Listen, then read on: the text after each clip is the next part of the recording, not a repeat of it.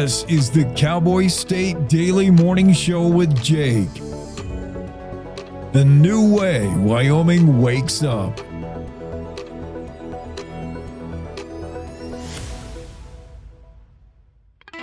It's time to take a look at what's happening around Wyoming for Thursday, April 10th. From the Cowboy State Daily Newsroom, I'm Wendy Kaur.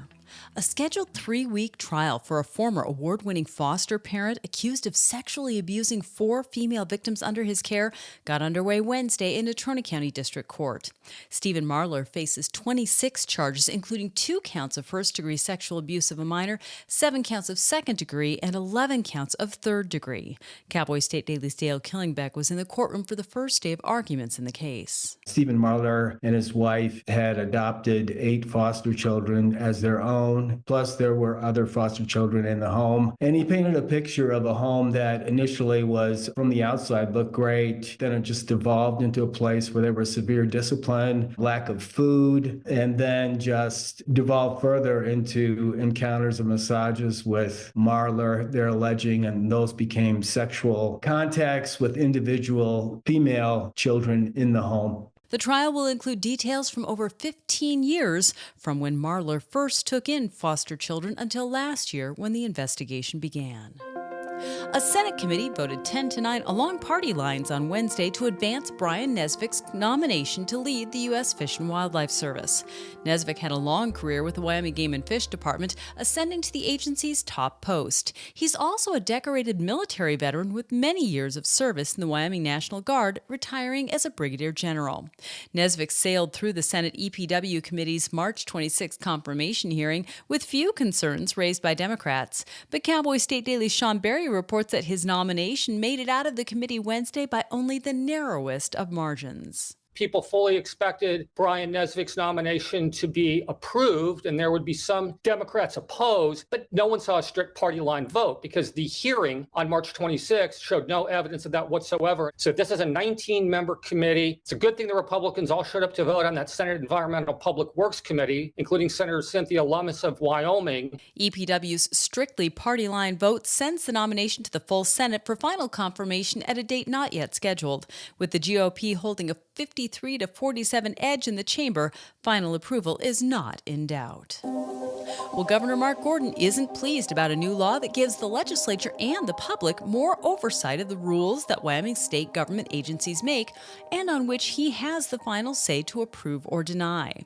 Cowboy State Daily's Leo Wolfson reports that during a Board of Land Commissioners meeting last week, Gordon said he'll honor the spirit of the new law, Senate Enrolled Act 59, which he attempted to veto, but he pointed out that the law may slow down rulemaking at the state level. Senator Brian Boner of Douglas said that he appreciates that the governor is really respecting the intent of the law, but he also says he's kind of going above and beyond what the original purpose was. Secretary of State Chuck Gray was even more pointed during the meeting and said that Gordon is kind of trying to cover up for criticizing conservative actions. During the upcoming interim session, the Management Audit Committee will study the new law and how it changes the current administrative rule process. I'll be back with more news right after this. When it comes to building and managing your wealth, our Hilltop Bank Trust and Wealth Management team will help you determine the best route for your specific journey, utilizing our expertise and resources. Visit one of our locations in Casper, Cheyenne, or Gillette to learn more about Hilltop's financial planning, investments, and trust services. We're here to build your confidence about your financial future. Trust and wealth management products are not FDIC insured, have no bank guarantee, and may lose value. Well, many Western communities have a resident herd of mule deer that hang around in backyards or other wildlife that totally disregard private property boundaries. In West Yellowstone, Montana, though, the local wildlife is considerably larger, more dangerous, and more obstinate. Cowboy State Daily's Andrew Rossi spoke to one wildlife photographer who has to beware of the local bison herd that's decided his driveway and yard is a good spot to hang out. It can be a pretty precarious situation. If there's a bison in your driveway and you have to take your car out to go somewhere, what are you going to do? You have to wait until the bison decides it's ready to go. So I guess it might be one of the only spots in the nation, if not the world, where you say, I was late to school because there was a bison blocking my driveway. The National Park Service asks visitors to stay 25 yards away from bison in Yellowstone National Park. That can be a difficult distance to maintain in West Yellowstone, where an entire bison herd could be in the 10 yards between you and your garage. And that's today's news. Get your free digital subscription to Wyoming's only statewide newspaper by hitting the daily newsletter button on cowboystatedaily.com. I'm Wendy Core for Cowboy State Daily. I do not have guns at home. I feel really safe and secure having a gun in the house. Judge, my opponent is completely disregarding almost half of my arguments which I responded to. Communities must step up Laws and alone protest cannot against this stop a normalism. bullet. Our community must educate and push back against all that violence. Every individual needs to be aware of what they can do to keep kids safe. I completely disagree. I'm not going to listen to points that are completely ridiculous. Point of inquiry. Do you guys even realize that the #1 killer of children and teens are gun injuries? Why are we fighting about this?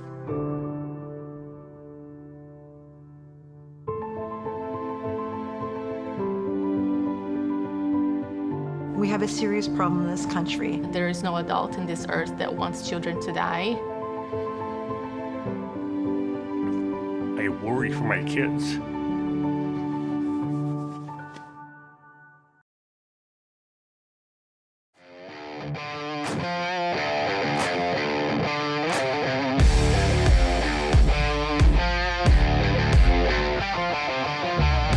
Cowboy State Daily Show with Jake on a Thursday. Good morning. Hello. Nice to have you with us. The trial begins for a former Casper foster dad facing numerous child sex charges. Gordon not happy with a new law he tried to veto. Now he says he's not going to sign it. Brian Nesvik, in a tight vote, gets out of committee, and it looks like he will be the next U.S. Fish and Wildlife chief. The former Wyoming Game and Fish head. The duck hunter who accidentally shot and killed his best friend gets 3 years probation. He said there not a day goes by he doesn't think about the incident. You can't park there. A U-Haul outside of Evanston wedged under the underpass, hit a bridge. YDOT's Stephanie Harsha said, I've been here 19 years. I never seen anything like that. Okay. Can you imagine being the poor unfortunate? This was a young lady who said the steering column locked up when she was trying to come off of I-80. The steering wheel locked up, and then she, one problem leads to another problem, which compounds, and then you get a lot of... That's how you get in bad situations, especially in the backcountry. One mistake, and then another on that, and then another, and then things deteriorate. So it was the steering wheel locked up. Although authorities later checked it and said there doesn't seem to be anything wrong with it. The steering wheel locked up, and then she hit the gas instead of the brake. Well, that's not good. And then the U-Haul, next thing you know, the U-Haul's wedged under the underpass. It's a place you want to be if there's a tornado, I hear. Find a bridge and get in that wedge yourself in that underpass. But it's not a place you want to be, typically. Because the U-Haul got totally stuck and wedged in there. Anyway, I digress from the opening lineup, which is going to include a huge AI data center being planned for right outside of Evanston in the southwest part of the state. And it'll make the huge data center outside of Cheyenne look like a minuscule. This data center proposed for southwest Wyoming is the dire wolf to Cheyenne's AI data center that's a coyote. Like, this is going to be a big one. Real big. We have a new head of the SEC. Oh, what a time to take over the Security and Exchange Commission. We're hearing news today about the bond market the Treasury bond market is just like gone nuts. I don't understand any of that stuff. I don't play, the stock. I don't gamble in the stock market. And supposedly, you can be a day trader gambler, or you can do something a little more with a little more assurance, and that's bonds, long-term bonds. Those are practically bulletproof, or are they? Because it's these long-term bonds that are now gone bonkers, and it's all due to the tariff stuff. And all these Wall Streeters get nervous about anything. I'll tell you one guy I don't want in the foxhole with me. It's a Wall Street trader or anybody who works on Wall Street. They get nervous about the littlest thing. So if you were under fire, your buddy in the foxhole, if he's a Wall Street trader, everybody's, let's say it's World War III. We all get drafted into service. We all go overseas and we're fighting and we're in the foxhole, and you say, hey, Private, what are you doing in your regular life? And it might be somebody from Montana, and they say, I was a rodeo star in Montana and Wyoming. And you say, oh, good. All right. I want you near me. What about you, Private? Oh, I was a Wall Street trader. I worked on Wall Street on the floor. Oh, that's the guy you got to be careful of, because as soon as the bullets fly, he's in a panic. He's wet his pants. He's dropped his rifle. I mean, Wall Street guys have no heart, no courage. They're like the scared lion in Wizard of Oz. Any little bitty thing happens, a hurricane in the Gulf of America. I've come around to calling it that. And then, oil refinery knocked offline, the oil prices go up. Or any little thing can upset Wall Street because they're just poised on panic at all times. They got their finger over the panic button at all times at Wall Street. They're ready to be scared. Oh, tariffs? Tariffs on China? I'm scared. Sell off. So the tariffs got Wall Street all messed up.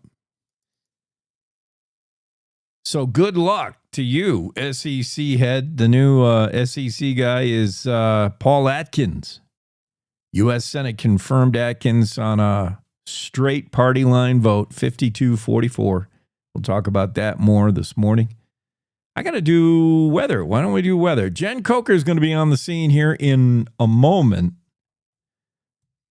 I've asked Jen to come on a little later because we've lost Greg Johnson today. Greg is super busy, so we'll have Jen come on a little bit later. Here's the weather forecast for today, Thursday. It's going to be glorious everywhere you are in Wyoming. Just about doesn't matter where. Beautiful day. We finally removed that wind for the most part. Casper, sunny 67. No mention of wind. Wow. 72 and sunny in Riverton. 68 sunny in Evanston. Green River, same. Mostly sunny in Pinedale in the upper 50s. Du Bois, sunny with a high near 62. You might have a few wind gusts there. Jackson, sunny 65. Wow. Thermop, sunny 71. Plenty of sunshine in Cody. A little bit breezy, though. Highs in the upper 60s. Buffalo, sunny 62. Sheridan, 65 with plenty of sunshine. Abundantly sunny in Gillette with highs near 60. Newcastle, same. Down on the plains, sunny and 65 in Torrington. Wheatland, 65, sunny. Cheyenne, 62, sunny. Same for Laramie. Rawlins, sunny and 62. I mean, it's just bulletproof weather today. Great day to call in sick and grab your golf clubs or whatever it is you do when it's nice out. Man. The area golf courses here in Jackson Hole not open yet. They still got snow on them here. But in other parts of the state, I'm sure it's too early to get out on the water, right? We're not going to do that. You're not water skiing today, but you definitely could be golfing. Beautiful day. Way to go, Don Day. Don makes weather and forecast weather. What could have been a Wyoming gambling law showdown is not going to be. Wyoming's gambling laws are kind of, well, they're not the most solid things. We just saw legislation yesterday. Some lawmakers were talking about tightening up Wyoming's gambling laws. There's just too much wiggle room. There's too much, lawyers would have a field day with it. And there was a guy who was pinched the other day, Scott Schroefel, 54-year-old, on illegal gambling, and he was ready to go all the way to the Supreme Court if he had to. He said Wyoming gambling laws are unconstitutional and fuzzy and gray and just arbitrary and all the things lawyers say. Capricious, facetious, and any other word that ends in shus. But now Scott Schroefel has backed off. He was ready to take it all the way, and then we maybe would have gotten some better gambling laws out of the whole deal once we had some smart guys look at it, some smart judges. But it's not going to happen. Schroefel took a plea deal. He's going to plead guilty. And, yeah, that story from Claire McFarland. We'll look at that a little bit later this morning. As the data center is being planned outside of Evanston, Glenrock could be the new hotspot for uranium, as a Canadian mining company has made a $30 million investment betting that uranium, the new uranium hotspot, could be in Wyoming outside just north of Glenrock. Excited to see how that develops. Glenrock's sleepy little town. Sally Ann Shermer, we talk to her every Monday. She could give us a scoop on that and whether she thinks Glenrock's ready to blow up with uranium. There was a time when uranium was like $20 a ton, or a pound, sorry. $20 a pound. That put the uranium industry into the tank. I mean, nobody was interested in digging it up when it was $20 a pound. Now the price is more like $80 a pound, and suddenly uranium is popular again. And it's going to be used, hopefully, in local power plants, maybe TerraPower plant in Kemmer, maybe. So uranium is important again. Andrew Rossi with a great story on a wildlife photographer who lives in West Yellowstone, just outside the boundary. And in his backyard, every day he sees bison. Bison are hanging out in his backyard and his driveway. What a perfect place to live if you're a wildlife photographer, right outside of Yellowstone National Park. And a cool story about Trent Sizemore and what he can see out his backyard. He doesn't have to go very far. Grab the tripod, grab the camera, and just set it up on the back porch. He's seen all kinds of things like bison sparring with each other. It's also a popular calving ground, so bison are dropping new little red dogs. What a cool place to live.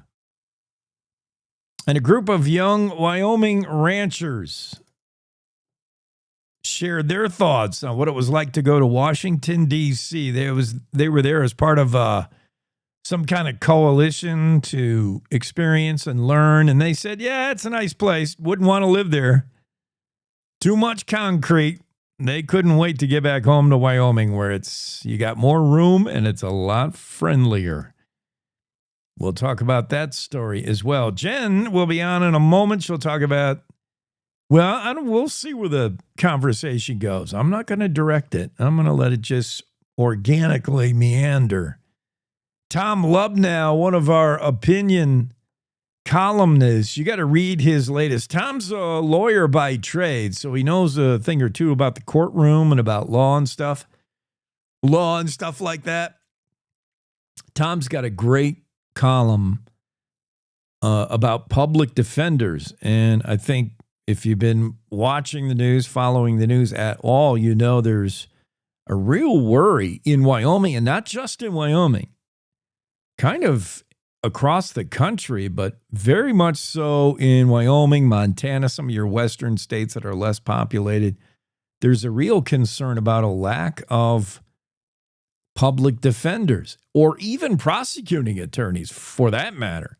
Nobody wants to get into that line of work. If you go through law school, if you put in the 4 years in a college and you do 4 years of grad school, law school, and by the time you get out, you got to pay some bills back, I would imagine. You got student loans you got to take care of. You want the most lucrative law you can practice, and that's not in the courtroom defending buffoons who are stealing Pokemon cards. That's not how you're going to get paid as a lawyer, either on the prosecuting end or defending buffoons who steal Pokemon cards. That's no way to get rich, kids. Neither the stealing of the Pokemon card or defending that person, being the free lawyer he receives. So nobody wants to do it, and there's a real lack of public defenders. But Tom Lubna says public defenders stave off tyranny. Let's fund them. Really interesting. We'll look into that more, Tom Lubna. But our whole judicial system, our whole justice system demands that you are represented when you're the accused. And even though Judge Jake likes to think that anybody who's been arrested is probably guilty, that's not always the case. And what happens when the state is trying to prosecute you and bring their case with the threat of imprisonment or worse, and the only thing standing between the state's agenda of putting you behind bars, if you can't afford one, is a public defender. And you better hope he or she is good. And if you're not guilty, man, money can't buy you a good enough defense. I mean, so it's not fair if you don't have the means to be defended by a public defender who, if you can even find one anymore. Tom Lubna, really good story. You got to read that. We'll talk more about that again. I thought this was a satirical piece. I thought this was a story from The Onion when I read the headline. President Trump wants to make America's showers great again. He wants to increase the water flow in shower heads. It reminds me of an episode of Seinfeld. Trump wants to make America showers great again. These are just some of the things we're going to get to today, right after this quick break. Wyoming is a big state. There's so much ground to cover, so many stories to tell. But the Cowboy State Daily News team is up to the challenge. I'm Wendy Core, host of Cowboy State Daily Video News. Whether it's politics in Cheyenne, energy issues in the Powder River Basin, or grizzlies in Yellowstone, our talented crew of experienced journalists are out there finding and telling the stories that matter. What's the best restaurant in DuBois? Renee Jean checks it out. What's the most recent Supreme Court decision mean to our everyday lives? Claire McFarland explains. How is the upcoming elk hunting season shaping up? Mark Hines lets us know. Every day, I talk to the reporters who are covering the topics, issues, and people that are important to Wyomingites, and in our daily newscast, I bring you those stories. Tune into the Cowboy State Daily Video Newscast every morning, only on CowboyStateDaily.com. This is the Cowboy State Daily Radio Network. Gracie and Pedro might not get along so well. You're standing on my tail. But there's one thing they agree on. There's a right seat for everyone. Oh, that's the good stuff. Whether you're a dog, Hold on, Pooch. a cat, a fish, or a rat. And I'm a ferret.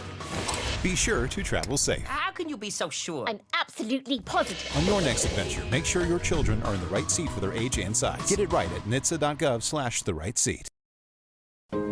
So I wanted to talk with you and your mom today, Lily, because some people at school have noticed changes going on with you, and we're concerned.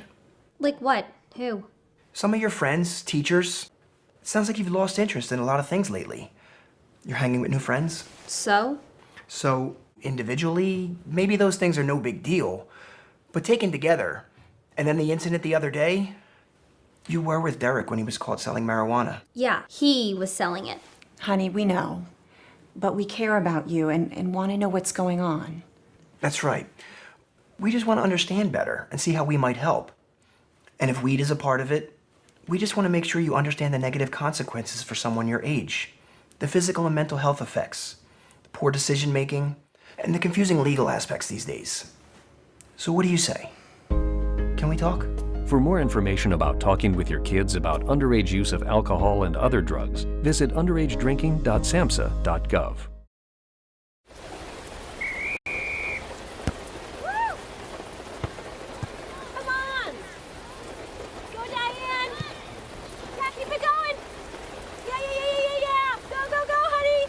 If you love them enough to drive an hour to cheer them on as they get beat 11-0 in the rain, then surely you'll check nhtsa.gov/the right seat to make sure they're correctly buckled in the back seat. Throw that ball, Diane. Woo! You got this.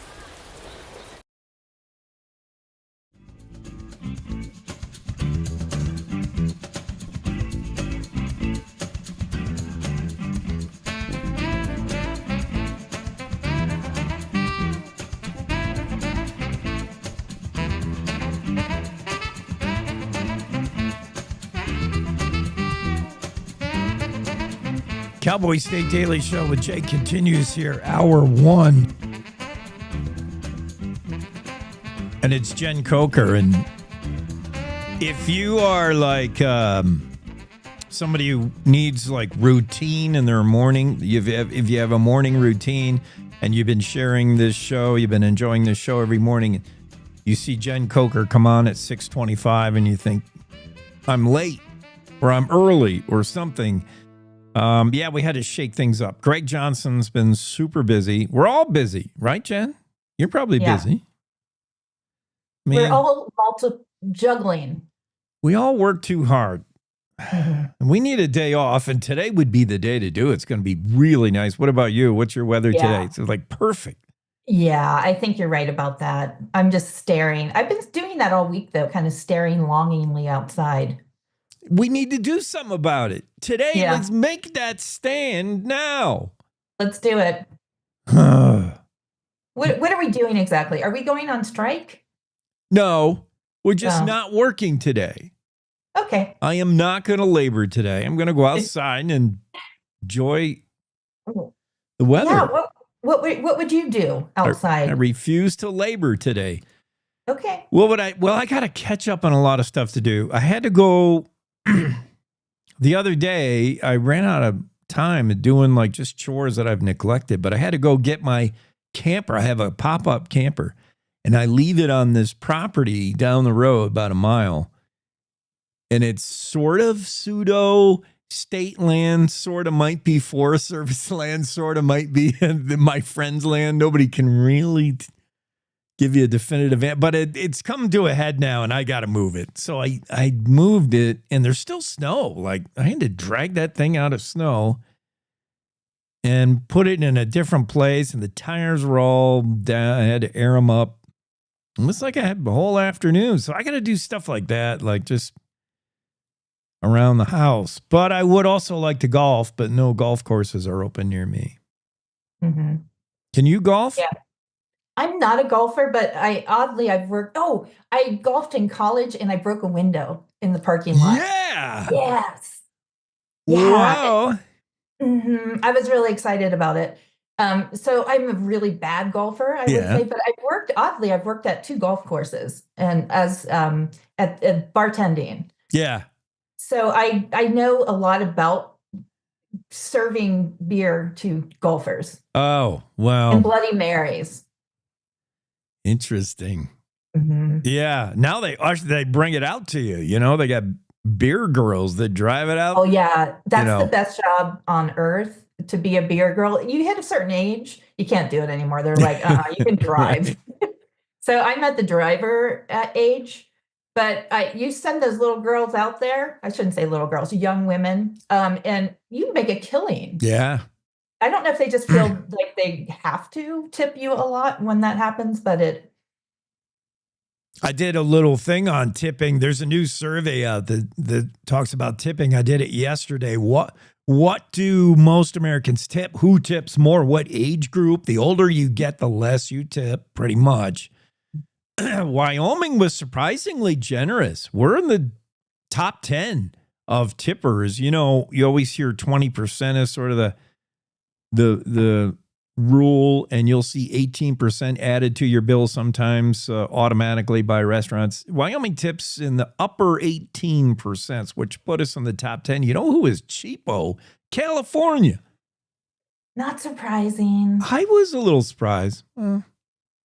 Yeah, I mean, I think it's that you expect liberals to be nice, but it's just not always the case.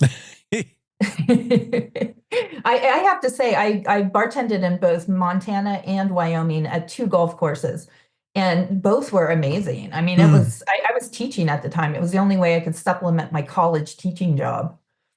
Yeah, well, that's a good gig. So that's your golfing experience, serving other golfers, get them lubed And up. breaking a window. And Yeah. breaking a window. That's pretty good. I saw, speaking of golf, Keegan Bradley with a hole-in-one the other day. He's a Wyoming. I mean, we're going to claim him as Wyoming. His dad's a golf pro. Keegan Bradley, his dad, Mark, is a longtime golf pro at a local course here in Jackson Hole. And Keegan grew up mostly, in the New England area, but he's been out here a lot. Like, we're claiming him as Wyoming. And his dad posted the other day, he got a hole-in-one at the Masters. I mean, That's wow. awesome. So cool. Yeah. We're going to play the audio for that because you can hear the announcer saying, get in there. And as the ball was rolling, they're like, come on. They were rooting for him. And Rory McIlroy's little girl, Poppy, she must be like 4, if that. And he let her make a putt, not a real putt. Like, he was just goofing around. He let her putt one. And as she putted, like, she barely hit it. She was like, tink. And you thought, oh, try again. But all of a sudden, it kept rolling and rolling and rolling and rolling. And all of a sudden, all these guys, the caddy comes into the picture, and all these guys come in, and they're like, they're doing the curling, they're like pushing it. And it goes all the way. It was like a, 20-foot putt that barely, the little engine that could. That's so fun. So those are my 2 golfing stories today. I love it. Are you going to write a story about this Wyoming? Is it Keegan? Keegan, yeah. We missed your writing, Jake. We just decided we were not going to labor today, and you're trying to talk me into. Yeah. Yeah.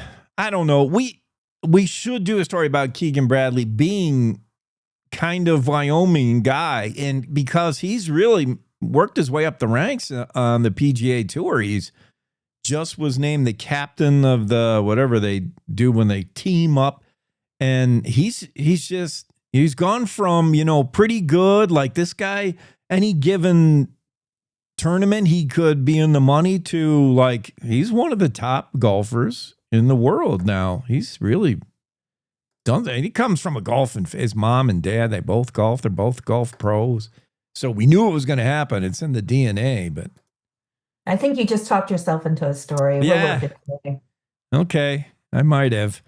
Let's go to missing persons, because we found one missing person. You're probably, maybe you're aware of this. I don't know, but I just noticed this story about a Utah woman that was missing for, I think, over a week. And they found her, and there was not a problem, although nobody is saying why or what happened. We'll talk about that in a minute. But how about your story? Families of missing people are on edge when human remains discovered in a Utah pond. As so often happens, hikers or hunters, or in this case, a fisherman, stumbles across a skull and bones, and what that must be like to see that. And then, oh man. And whenever that happens, whenever you hear authorities say, well, we've discovered human remains, now you got to do some testing, and that puts people on pins and needles. That's a tense time for some families that are missing somebody sometimes for years and decades. Mm-hmm. Yeah. And there is my interest in that story was, of course, because Ann Elliott, who is from the Pinedale area, went missing in Salt Lake City. And sad story, like a lot of people, she got hooked on pain pills after surgery. And that happens to a lot of people. And so that was her downhill spiral, and then she was just out. But her sister has been just passionately looking for her for 4 years now. And so when these bones were discovered, all these families, they get together and and what surprised me is you might think this is a rare occasion to find bones, a skull and bones, right? Because in Wyoming, when we find them, it's big news. In Utah, as I learned, it's not such big news. Really? These bones are found quite frequently. And because when I talked to these families, they said, I'm like, how is it to go through this? This must be horrible.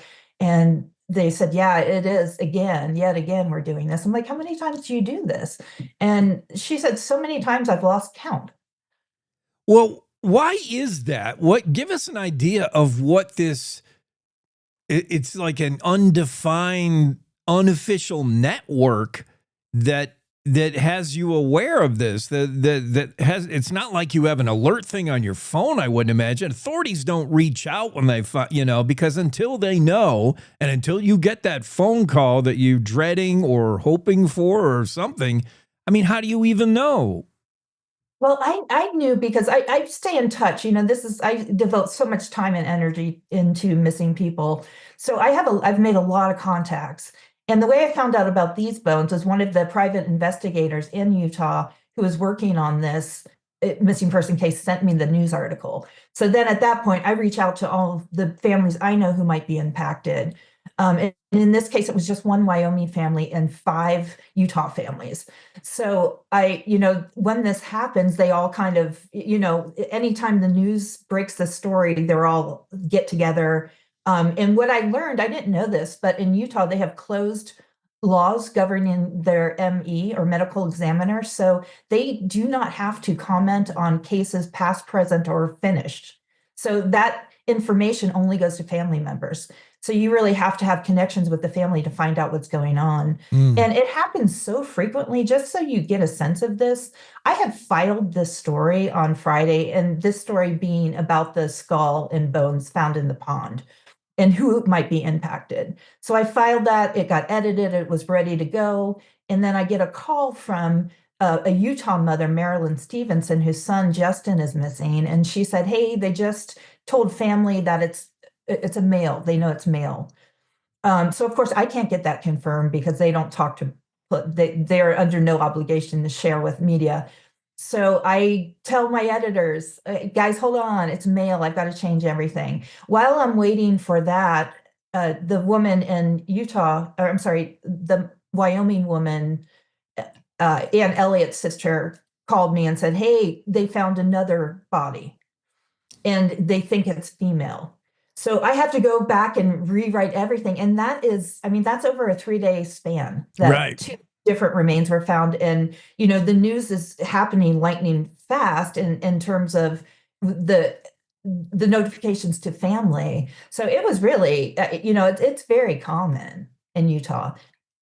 Jen, I should say it's very common, but they find human remains more so than in Wyoming, at least. yeah, well, Wyoming, there's no people here, and Exactly. there's a lot of terrain to cover. So, yeah, just by doing crunching the numbers, you can see why. But, yeah, the frequency is highlighted just as you explained in just a 3-day period. You're talking about first, this family waiting on ID of bones, and then it's heard to be a male, and they say, oh, well, it's probably not who we're waiting for. Ann Elliott is the sister, or Ann Elliott is the missing? And Ann Elliott is the sister. Emily Narducci. I don't know if I have that name right. She lives in Pinedale. She is the sister looking for her sister Ann. Okay. And so while waiting on that and hearing that news, you're talking about now this KUTV2 news that reported a medical examiner was looking at another body found badly decomposed, thought to be a female with long reddish brown hair.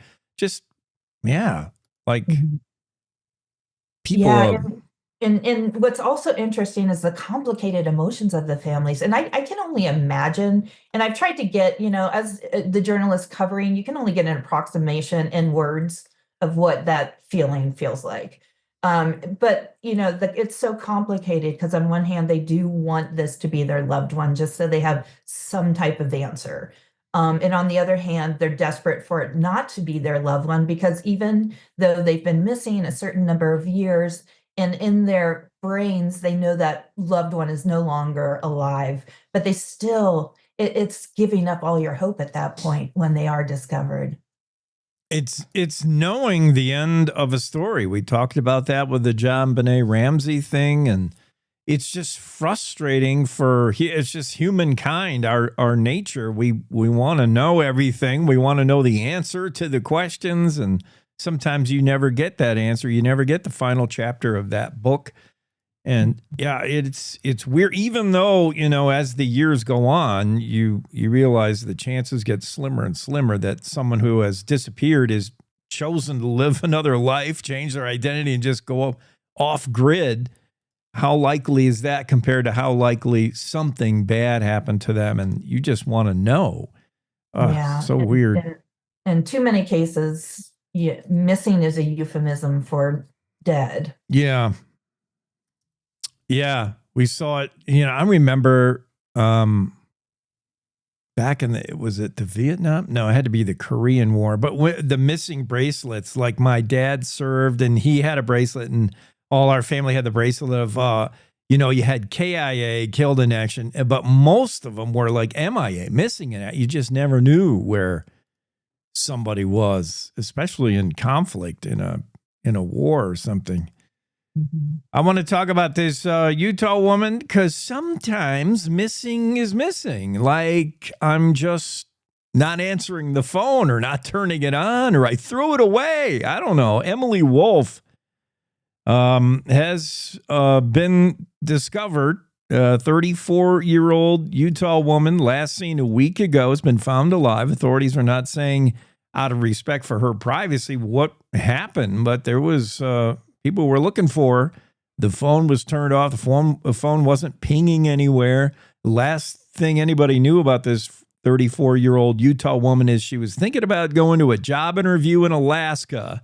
This is the kind of world we live in today. You have so many options. She was going to visit like South Carolina, or she was going to go do a job interview in Alaska. She hadn't made up her mind, so she could have been anywhere in the U.S. Turns out after a week, we found her and everything's fine. But when I can see if you're a person who has been missing for a week, either you don't know or I hope it is you don't know everybody's looking for you. But when it finally registers, when it finally, falls in your lap, oh my goodness, people are looking for me. I guess I did sort of check out for a little while and you do get in touch and it is known like your privacy needs to be guarded to a degree, right, Jen? Like we don't have to know everything about you at that point or why you chose to not answer your phone. That's your business. Yeah, absolutely. And you're right. Because then when that person discovers they were reported missing, it's this big uncomfortable moment where their story has been splashed in the headlines. Right. And I think back when I was young, I would travel across country and this is pre-cell phones and not tell my parents and maybe catch up with them in 2 weeks. And it was, nobody knew. Right. But I think now it's just a different climate because we are so connected to our devices. So if we're not constantly checking in and it begs the question is, are missing people becoming more prevalent because of that? Or, because a lot of these missing people cases are cleared within 24 hours, especially with young people. I think you're exactly right. I think it is because we're all hooked in. We're all online. We're all expected to be available. If you don't answer that text in 30 minutes, if typically you responded to mom's text within an hour and then you don't, and, maybe in your case, things would have been different when you were younger. If, you were seeing some guy at the time your mom didn't like I never trusted that guy or, the last conversation you had with her was a little hinky, like she got a bad vibe. That's all it takes. And then she calls the police and she said, I haven't heard from my daughter in a week. That's weird. It could vary. And especially today, it's just gotten more and more so because we're expected to be plugged in 24/7. Good point. I think that is a big reason why people are reported missing, and then we figure it out pretty quick, usually a day, a week. Yeah, but it is rare for people not to be tuned into their devices also. So I understand the concern for this young woman. Yeah. All right. What else is happening? You working on anything super secret? You can tell us. You've already cracked 2 cold cases here. Are you going for 3? You're going for the trifecta? We got a DB Cooper, maybe. We got a JonBenet Ramsey. What's the third of that? Well, I'm not going to say the third, but I am working on something that I will. I think it's Claire who's superstitious about not telling because they don't want it to fall through. I'm going to pull a Claire on that. But right now I'm working on, what do I have? Boy, I've got some stuff coming up I'm very excited about. And one of those stories is about a man the tragedy here is his son committed suicide. However, years later, they discovered that his son had actually impregnated a woman and they had a granddaughter they didn't know about. And so now they were able to get together with the granddaughter, and it's this amazing relationship they formed. So I will be writing about that. I have to do some happy too, Jake. Yeah, I hope so. Yeah. Yeah. Yeah. And I've got, I'm going to look into, remember the missing University of Wyoming professor, Nash Quinn? Yeah. Which reminded me of a C.J. Box novel where very similar happened. Yeah. What's going on with that? Well, nothing's going on. I knew there were some private searches, so I've reached out to the people who did those in the past. Last spring, I know there was a private search that was unsuccessful, but I want to see if there's any other search efforts going. And what happened is the Laramie police yesterday asked people to be vigilant when they're outdoor recreating because Nash is an avid cyclist. So, and his bike is missing and so is the helmet. So the presumption is he went for a ride and just didn't come back. And what might have happened in between is anybody's guess. So I hope to connect with some people maybe and to do an update on that one. I don't know how successful I'll be, but I will look into that. That does sound like a best-selling novelist story right there. True life is often even better than any fiction you could dream up. All right. Well, good luck with that, Jen. Remember, we're not doing any of this today, though. Today is non-laboring. Right. Yes. We're going outside. We're going to reset and clear our minds.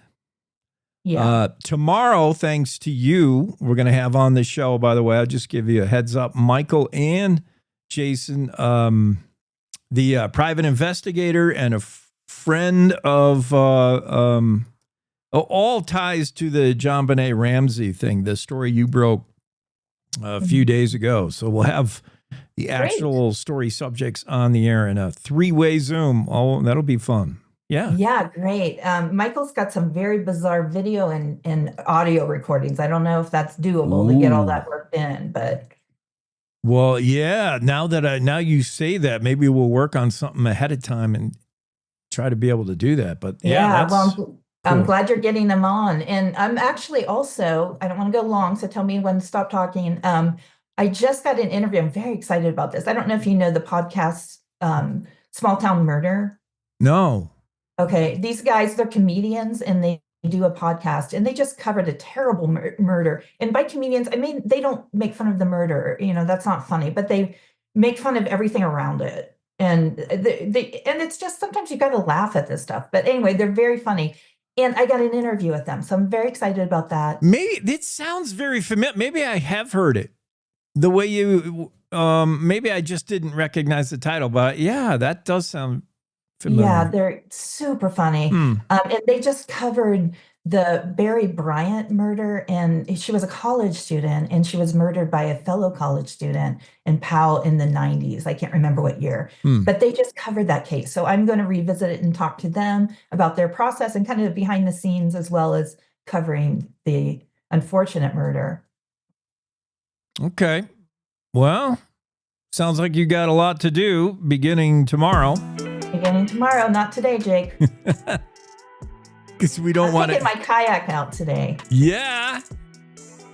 Just kidding. I'll be at my desk. But anyway, it's nice to think of that. We can dream.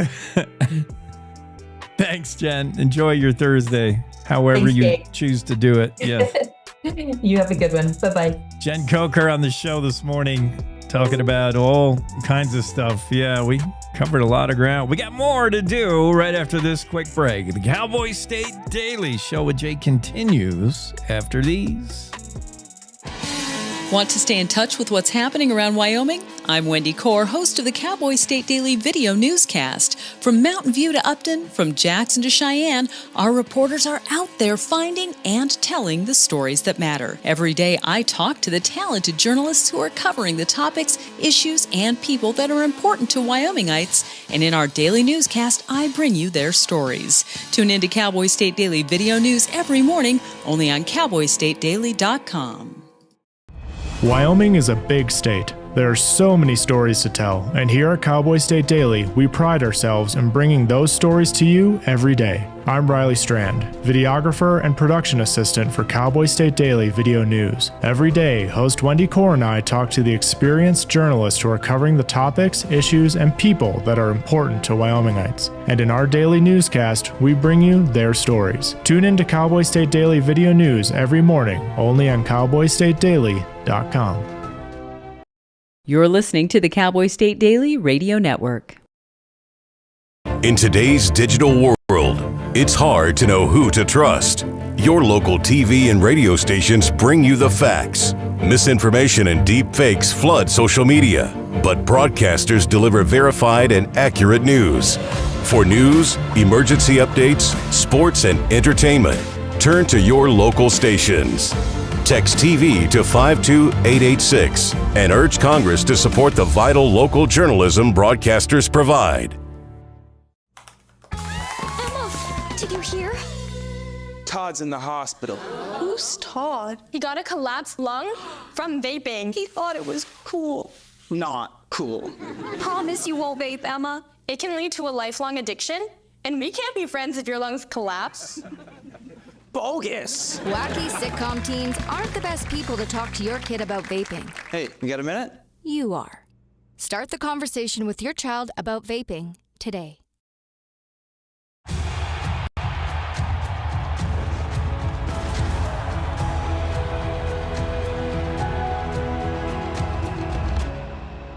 Breathe. Love what you do and you've already won, my parents used to say. My parents whose smiles were my first finish line, who championed respect, whose resilience built mine. Even more than I wanted a gold medal, I wanted a heart of gold, like the mentors who were my balance beams, refusing to let me down, and the coaches who spoke out to anything out of bounds, heroes who never stood on podiums, but stood up for me. Every shot I made, give the assist to those who since my youth were referees, ready to blow the whistle and end abuse.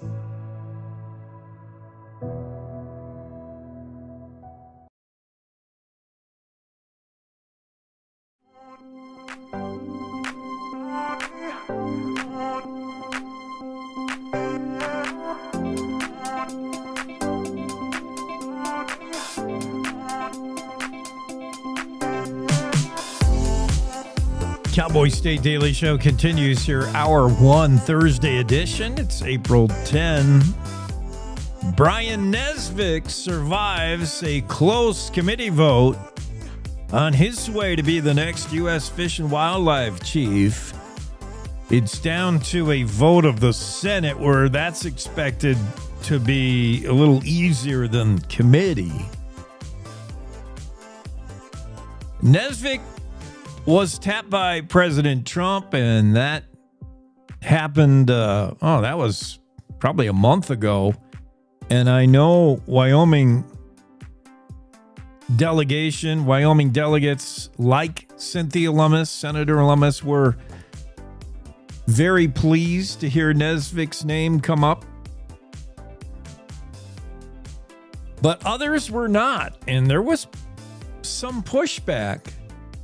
Including Cowboy State Daily, there were some letters to the editors saying Nesvik is not the right guy. Nesvik's record at the Wyoming Game and Fish director was not great. So said some detractors, pointing to some things that happened under Brian Nesvik that I don't know how much you can blame on the director of Wyoming Game and Fish, but sage grouse, decline in sage grouse population, mule deer die-offs, other things that managing game in Wyoming, other black eyes to somebody who's managing game in Wyoming. Some folks said Nesvik is a little too cozy with energy concerns, energy, oil and gas development to the expense of wildlife. And then there's certainly concerns that Nesvik is one of the first things he'll do as U.S. Fish and Wildlife Chief is delist the grizzly bear. So anybody who has pro-Grizz Protection Act thinking is, of course, going to be automatically against Brian Nesvik. So that's reason why the vote was close. 10-9 committee vote, just a single vote, will send Nesvik now to, I believe, the chamber in whole. Final approval is not in doubt, according to the author of this story, Sean Barry, Cowboy State Daily, Washington, D.C. correspondent. Sean writes that Senate committee voted 10-9 along party lines. This vote was just yesterday to advance Nesvik's nomination to lead U.S. Fish and Wildlife Service. Cynthia Lummis says she hopes a Nesvik confirmation will mean swift action to delist grizzly bears. First thing on Senator Lummis's mind was the grizzly bear. In fact, it's been on the first thing on Cynthia's mind for 20 years. Senator Lummis said for 20 years, we've been trying to get the grizzly bear delisted. I am hopeful that Brian Nesvik will pursue this course of action. Lummis continued by saying environmental protectionists see the grizzly bear as a charismatic megafauna that they can use to raise money for their groups, and they won't let them off the list. She brings up a good point, and I love the terminology. As a wordsmith myself, I appreciate the nomenclature. I appreciate the words Cynthia uses here. A charismatic megafauna.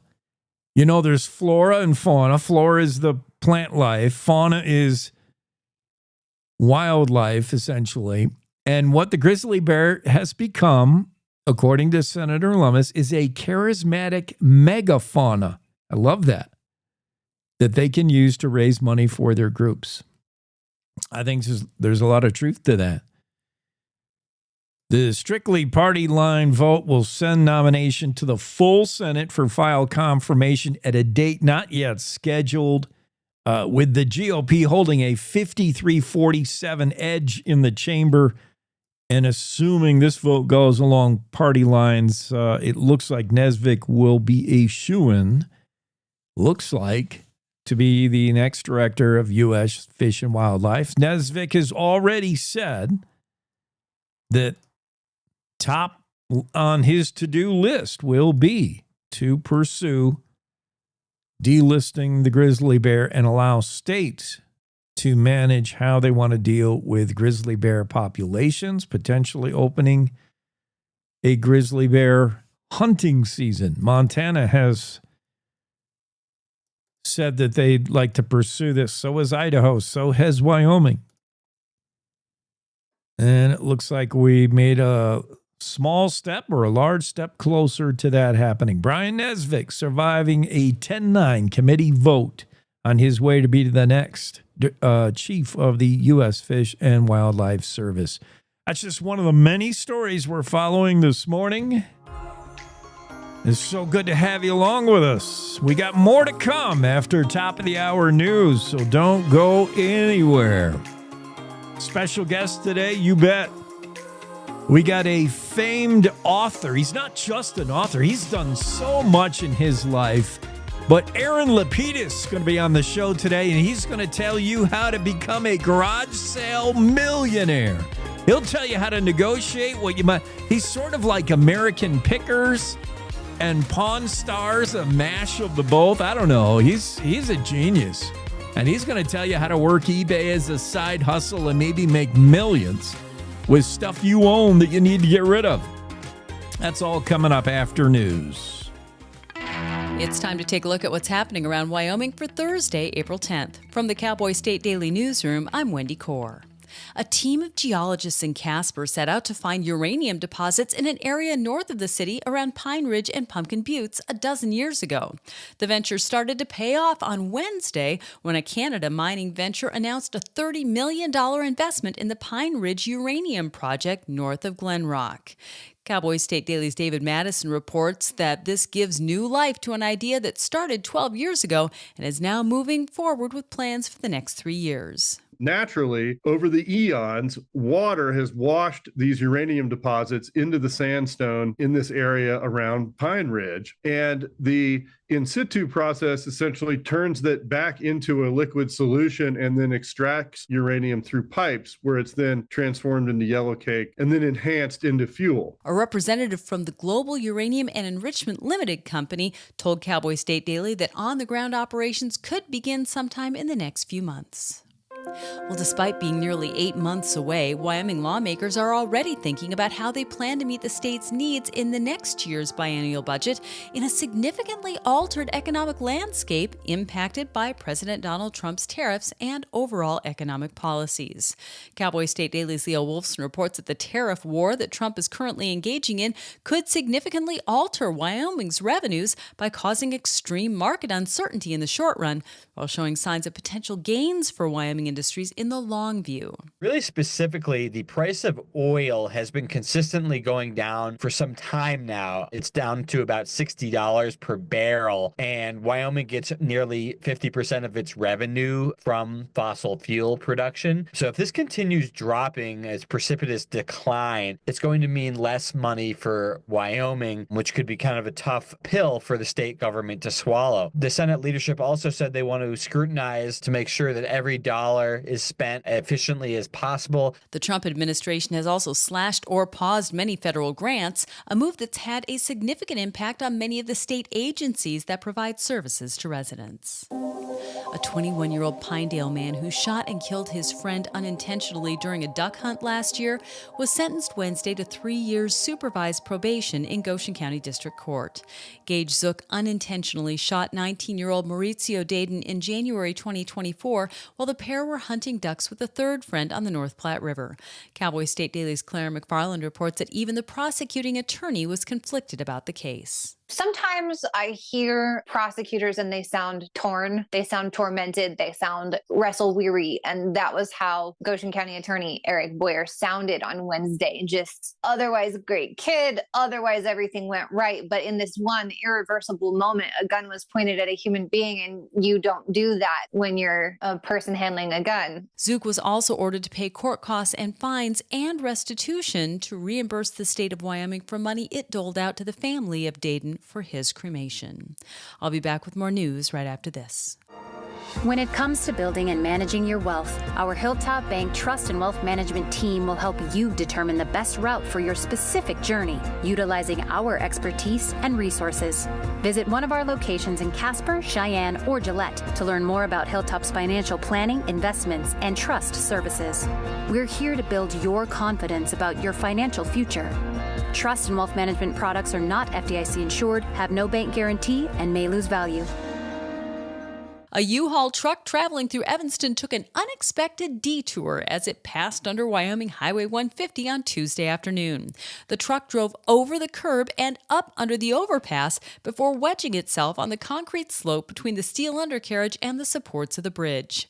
Cowboy State Daily's Andrew Rossi spoke to the Wyoming Highway Patrol trooper who investigated the scene. There was a couple and their 2-year-old child. They're taking their U-Haul between Nevada and Missouri. They took a left to go into Evanston off I-80. I-80, and the driver said the steering seized up, she panicked, and instead of hitting the brakes, she hit the gas, and that sent the U-Haul up a concrete embankment, and it wedged itself under the I-80 bridge in Evanston. So not the place where they anticipated parking, but that's where their U-Haul sat. Thankfully, nobody was injured. As responders worked to free the stuck truck, many passing by the scene took second looks and occasionally yelled some not-so-helpful advice to the U-Haul's driver, "You can't park there." And that's today's news. Get your free digital subscription to Wyoming's only statewide newspaper by hitting the daily newsletter button on cowboystatedaily.com. I'm Wendy Core for Cowboy State Daily. I don't think that many kids in my son's school even do it.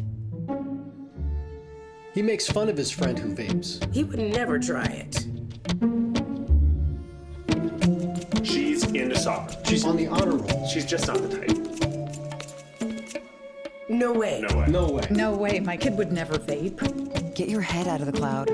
Today, nearly 8,000 kids will start vaping. Maybe even yours. Learn about the dangers at talkaboutvaping.org. As a mom, I want my kids' lives to be filled with joy and possibility. And I want that for every kid. That's why I support No Kid Hungry. They work in schools and communities to make sure every kid gets the healthy meals they need. Please join me in supporting No Kid Hungry for all kids.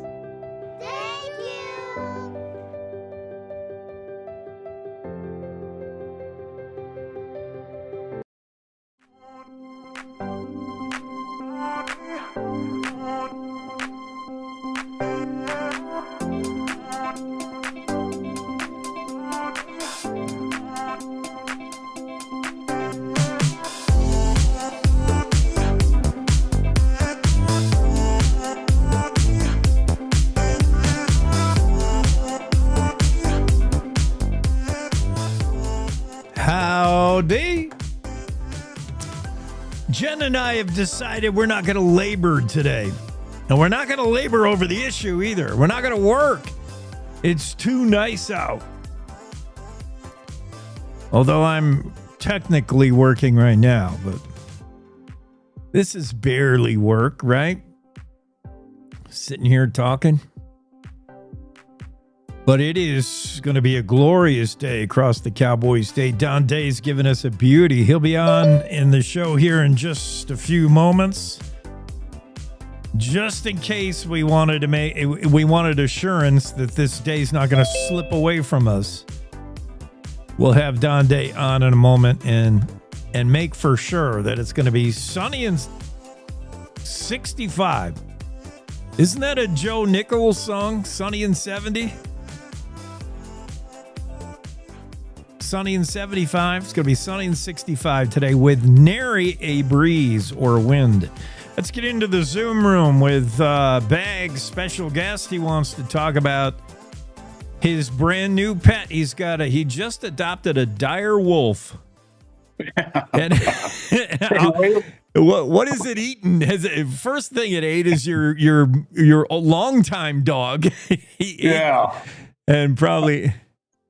Can you imagine? I saw that story and I couldn't figure out what's the point right. If it went extinct and we have wolves, we have the gray, we have the timber. Right. Do we need, hey, I've got your show up here on my TV on YouTube. I better turn that down or we're going to get some feedback. Oh, yeah. As they say in the radio business, please turn your radio down. Yeah. You'd think I would know that by now. Right. All right. Let me shut you up. Good Lord. Yeah, what is the point? The dire, like if we're gonna bring something back, bring something cool that was so weird, like a pterodactyl or a dodo or something fun. Somebody was serious about a mastodon, yeah, or a woolly mammoth. That'd be neat. That would be neat. I don't know. Wolf. I've watched every Jurassic Park, and I see the downside. So. Yes. A lot of people have said that. Like, we know how this ends. Hollywood wrote this already, and we're gonna screw this up. If anybody can, mankind will mess it up. I know. Sometimes they do. And yet we get a dire wolf. We already have a coyote who, if you go anywhere in Wyoming, it's considered just a pest and a varmint, and we got to get rid of it. Then you got a wolf, and if you go anywhere in Wyoming or Montana or now Colorado, You got those things running into trouble, eating your sheep and cows. bet. So what the natural progression is to go get something bigger than the both of them. Well, and more dangerous. And yeah. Sure. Well, the Darwin effect kind of goes both ways now, I guess. If you're in the woods and you see a giant white wolf headed towards you, don't try to pet it. And or the scientists figure, you know what, there's not enough things out there killing humans. Let's bring some back. All right. Well, I'm excited for your show this weekend, Saturday. This guy, John Baggett, he's got a show, Cowboy State Daily Saturday show. I don't know if it has a special name or what we're going to call it, but it's Cowboy State Daily Show Saturday. It's Saturday morning with a cup of coffee with your buddy bags. I That's like pretty it. much it. You got a pretty... I appreciate the opportunity to plug it because I'm rather proud of our lineup. It starts off in the 6 o'clock hour. Rancher, Cowboy, Converse County Commissioner Rick Grant is going to join me in the 6 o'clock hour. We're going to be talking, it's calving season, as you know. Of course, Deb and I were out this past weekend, and everywhere we looked, you could see newborn calves. Yeah. And we could see bald eagles flying over some of them. Ooh. That made me think, I wonder how ranchers deal with this, with a protected bird and then, their livelihood laying on the ground as a newborn. So I thought that'd be an interesting topic. And of course, calving season leads right into branding season. And I'm always amazed. We do a branding with the Grants at their ranch near Glen Rock pretty much every year for the last 30 years. And it's incredible to see. It's like an old fashioned, barn raising where neighbors, anywhere between 40 and 75 friends and family, show up to get that job done. And I think it's a pretty impressive sight. So we're going to talk about that and maybe, I don't know, some county commissioner stuff possibly. But that's our 6 o'clock hour. And then in the 7 o'clock hour, this is truly an impressive man. His name is Anthony Randall. He's a retired Army Colonel, Special Forces Ranger. And then one of those stories where he found Jesus quite literally in a foxhole. He ended up being the chaplain at Fort Benning, then Fort Bragg. And we know that because when our son went into basic training, we thought it was a miracle that he ended up at the same place where Anthony is, or was at the time, the base chaplain. And he's written an incredible book. He's now a motivational speaker. He's only a few years retired from the Army. And he is a motivational speaker all around the country. And he just happened to be our associate pastor when we were in Denver at the church we attended. And he was there, working on his theology degree. And of course, his influence, he had a lot to do with the youth. And we kind of figured out where my son's desire to serve his country came from, at least influenced by. But that's Anthony Randall, and he's in the 7 o'clock hour. And he's written a book, an incredible inspirational book. So I don't know if we'll find anything to talk about. No, yeah, probably not. Wow. Yeah. So so there's CFD, Cheyenne Frontier Days, has announced a new act, and so I'm bringing on another act to join the already impressive lineup they have this year. So Mike Wilkinson, who's in charge of contracts and acts at Cheyenne Frontier Days, he's the chairman of that, and he's coming on in the 8 o'clock hour. We're going to talk about the lineup. As a lot of people know, or most people know, our own, we claim him up here. He's our son, is Ian Munsick, is the opening act, and we are so very proud of him and his family. Incredibly talented family, lives right up here, and the ranch is just down the road, and he's made it big time. I can't imagine his excitement. And yes, I am trying to get him on the show, Ian, as well. But Mike Wilkinson, whose responsibility it is to book these acts, he'll join us in the 8 o'clock hour. And then finally, it's kind of a theme we're moving into with the entertainment season. Brad White is a gentleman. He is the program director of KBCO in Denver, which is one of the great rock and roll stations historically in Denver. And he has all the insight in what's up and what's happening in the music scene, Red Rocks and the Ball Arena and at Mile High, and now they do concerts at Coors Field, and all the festivals around Colorado and southern Wyoming. And so he's got his hand and his foot and his nose into all of that business. And so I'm going to bring Brad on to talk about just what's going on music and entertainment wise in the region. And that's in the 9 o'clock hour. So it's a good one. Wow. I'm excited. Hey, Bags, ask that guy, by the way, I'm sure it'll come up. If it doesn't, though, ask him about the general touring health of music acts. Like, is that a thing anymore? Because what I see become most popular are these festivals. Do people buy? People go to a Morgan Wallen concert. They're going to go to a Taylor Swift. But are these festivals now the bigger deal? The Red Rock, the Lollapalooza. Like, is that what's the thing now? Well, I think it's in my opinion. Yeah. And I will ask him. His name is Brad White. Yeah. And again, he would know. But it is my opinion that that's the best value for your concert going buck. Yeah. When you look at just going to a Taylor Swift concert and what that would cost you per ticket, or go see 3 or 4 acts, good ones, and usually they have a headliner that's a great one, and you pay about the same amount of money, and it's an all-day thing. And they used to have them in Denver. I remember we went to the Boulder. They called them Sunday concerts in Boulder, and they had every year they had a lineup of great acts started at like noon with maybe something local. That's where I first saw like Big Head Todd and the Monsters. Nice. And so forth. And then they'd have a great lineup all day to go late into the evening. And then they stopped doing that for a long time. I think they've started bringing it back. But I think the popularity of festivals because of the value is what's attracting people. Well, you got a star-studded lineup for Saturday. I'm jealous. I guess they've given you a bigger budget than me, and you're able to pay your guests for. I don't know, and man. Three out of the 4 are not only friends. Some of them are best friends. Nice. And so I warned all of my family and friends, especially that 6 o'clock hour. You know how tough it is, especially on a Saturday, to book the 6 a.m. hour. Oh. So I went after a rancher who I knew was going to be up long before then. You'll probably get him on site as he's watching his poor little calves struggle on their stilt legs, and then he's keeping an eye on the sky for the eagles, and he'll be right out there in it.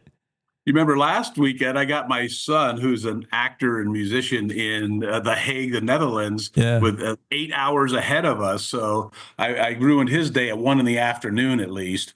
So he came on in the 6 o'clock hour. So that's my plan, is to, if I'm going to do an interview, I'll sit there and just give you my opinion for an hour or two. You're going to run into those hours if you listen to your buddy Bags on a Saturday morning. Man, well, I'm excited. Saturday's show sounds pretty good. Real good. Good deal. Well, I appreciate the plug and the opportunity to say howdy to your listeners here on Cowboy State Daily Radio. You bet. Thanks for being on, Bags. We'll see you Saturday. You bet. It's your buddy Bags. Saturday show, Cowboy State Daily. That's the host right there. Bill Sniffin's coming on because he can't make the show Friday, which is fine. We'll get him on in just a moment, but first, we got to clear the room for our weather guy, Don Day, on right after this. To the Teton Range, Cheyenne to Sheridan, Rawlins to Ralston, Cowboy State Daily Morning Show covers the state like no other radio show or podcast. We love Lovell. We're eager to share the stories of Story, Will Crow About, Crowheart, and Yodel Over Yoder. Whether you make your home in Sweetwater, Chugwater, Powder River, or Green River, the Cowboy State Daily Morning Show will make you feel feel right at home. Jeffrey City, Atlantic City, we see you. Little America, Big Piney, you're on our radar. Howdy, Wapiti, Meeteetse, Shoshone, 10 Sleep, good morning. Welcome, Torrington, Riverton, Wheatland, Lusk, Lingle, Lander, Timber, Casey, Kerwin, Moorcroft, Mountain View, Moose, Fort Bridger, Fort Laramie, Fort Washington, Hannah, Hudson, Hewlett, Dayton, Daniel, and DuBois. We are east of Weston, west of Midwest, north of Newcastle, and south of Sundance. Border to border, we love Wyoming and every one of its communities, bar none. This is the Cowboy State Daily Radio Network. When you hear the words nonprofit organization, what comes to mind? Is it a place your dog called home before finding you? Is it an organization that supports accessibility? Is it a place that ensures your safety and that of those you love? That protects endangered wildlife and habitats or fights for our most basic needs? It's impossible to show all the ways nonprofit organizations make a difference in our world. One animal, one person, one cause at a time, but it's not impossible to be part of it.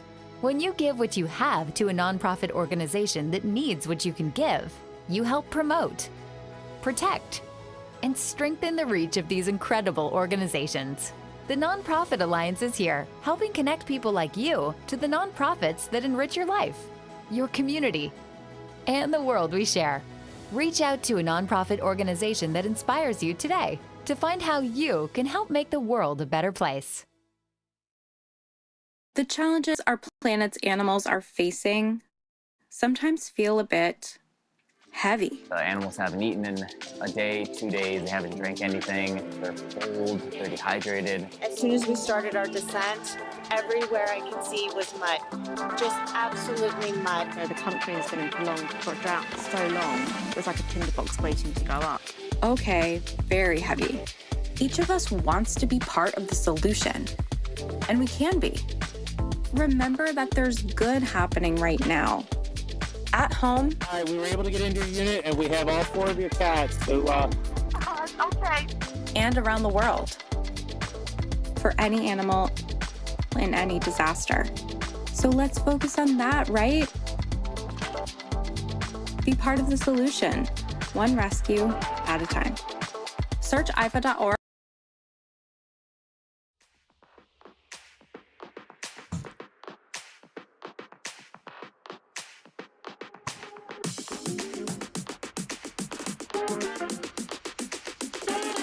Cowboy State Daily Show with Jake continues here in hour 2. It's the day weather forecast. That's Don Day. And really the only reason to have you on today, Don, is to make for sure, double check that today you're going to deliver. And it sure looks like you are, man. I look out the window and, whoo, it's one of them days. I can't work. I won't work.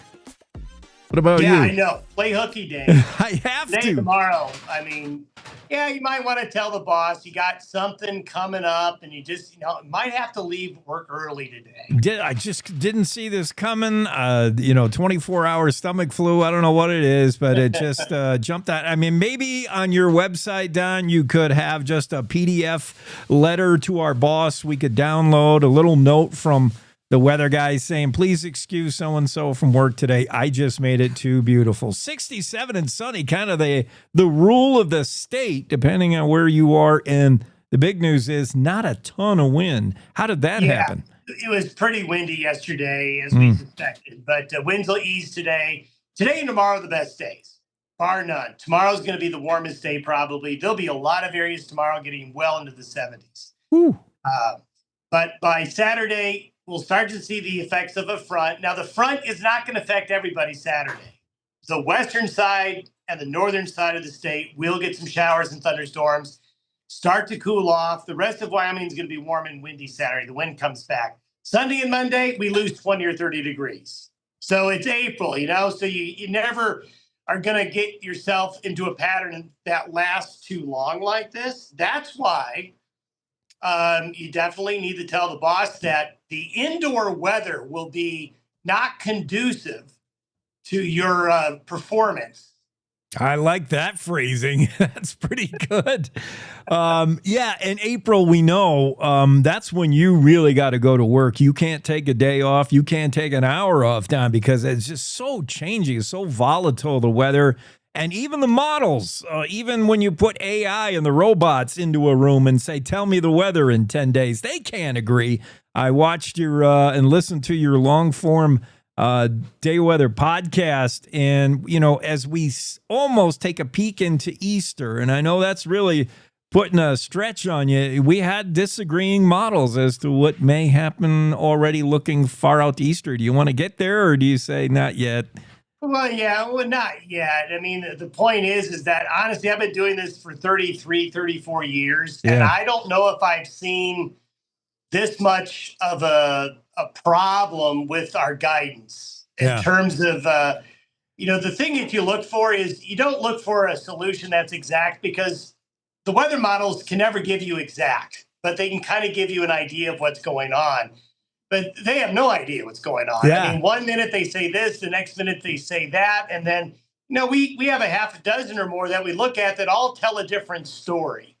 So it's bad. So from the standpoint of trying to advise anybody on anything past 5 days is fodder. It's just useless. Yeah, especially now. I mean, maybe you can do that in September with some reliability, but right now, 10 days out in April, who knows? I mean, 10 hours out in April is a crapshoot. But today, bulletproof. You're going to love it. Get out there and enjoy it. No Labor Day today.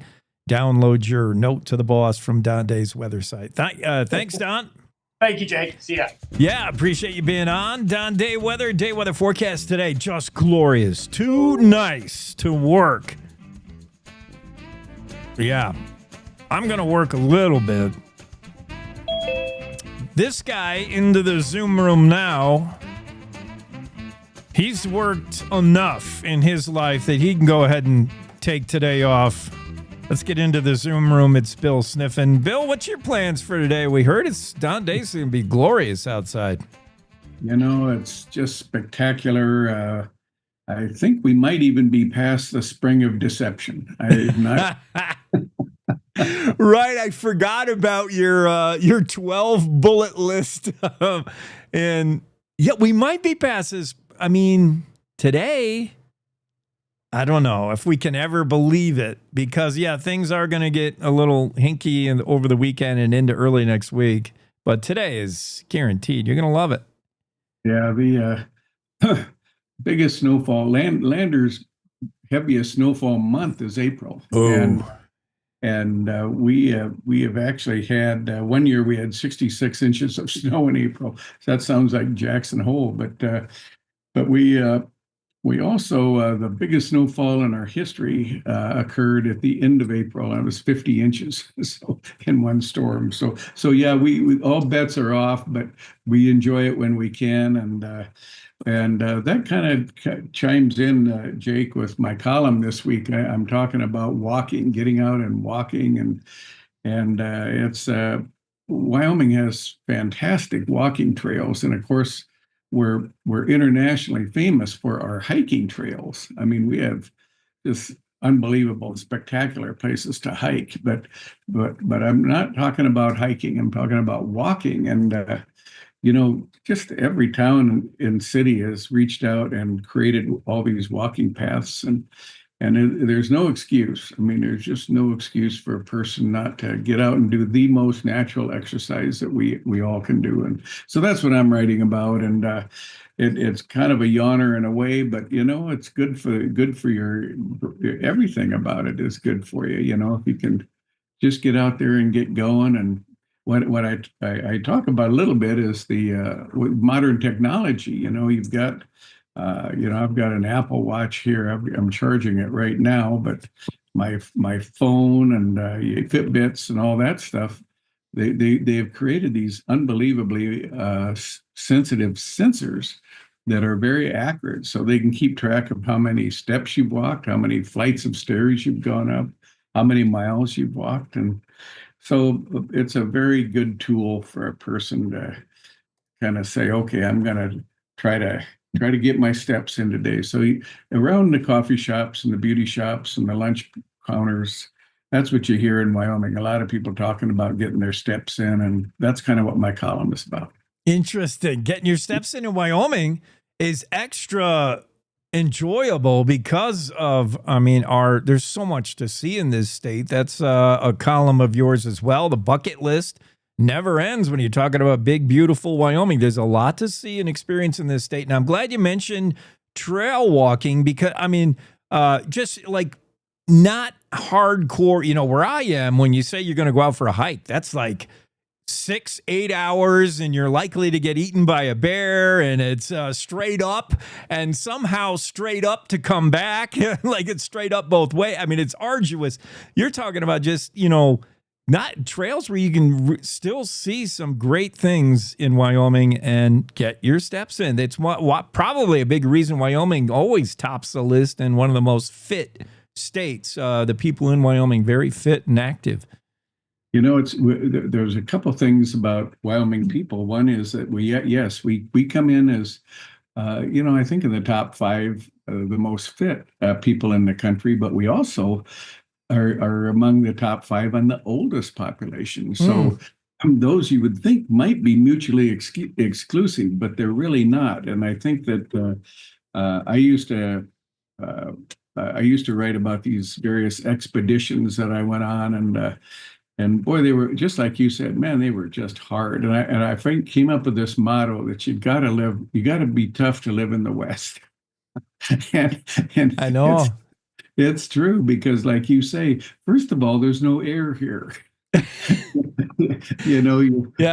You're already, and we've talked before about me being a pilot, and let me tell you, landing and taking off an airplane here when there's no air, it's the whole flying is air passing over and under the wing to give you lift. There's no air up here at 5,000 landers, so it's the same thing happens to your lungs. You're huffing and puffing and thinking, my God, When you go visit the doctor and he says, take a deep breath, you're like, you mean a regular breath? Everything you do out here, it keeps you fit. No matter your age. You're shoveling snow, or you got to do something out here in the West. You're fit by default, I think. When I was, I've got a lot of relatives that live in Texas and Iowa and places that are about 800 feet above sea level, and I'm always warning them that I might just suck all the air out of the room. Because my lungs are used to, I know. I was really big and hard because we don't have any air up here in Wyoming. I was just spent 2 weeks in Mexico, and I can tell the difference right away, man. I'm talking about being at sea level. I'm standing in the sea, and so I'm at 0, and you can walk farther. You can do things you can't do at 7,000 feet. It's a noticeable difference for sure. Yes, it is. And looks like you got a little sun too, Jake. A little bit. I couldn't stay out of it. It was great. I got a little bit of alcohol content, tequila, beer, did a lot of that, and a lot of sun. It was fun. And a good reset for me. I have a much better attitude, although I do want to go outside and play today. It's going to be too nice. But I wanted to get your thoughts on the topic of the day yesterday and the day before, this whole dire wolf, this colossal bioscience company that Andrew Rossi's been in contact with, who say they're looking to resurrect a woolly mammoth, a true American bison, a dodo, and other animals. They made a big splash 2 days ago when they said they've recreated out of extinction the dire wolf. What are your thoughts on that? There's so much to talk about. The ethical, the implications. Just because science can, does that mean science should? And what's the end game here with the dire wolf or anything else we bring back from the prehistoric age? Well, I love the idea of being able to do it. It's just, to me, it's like a miracle of modern science, and the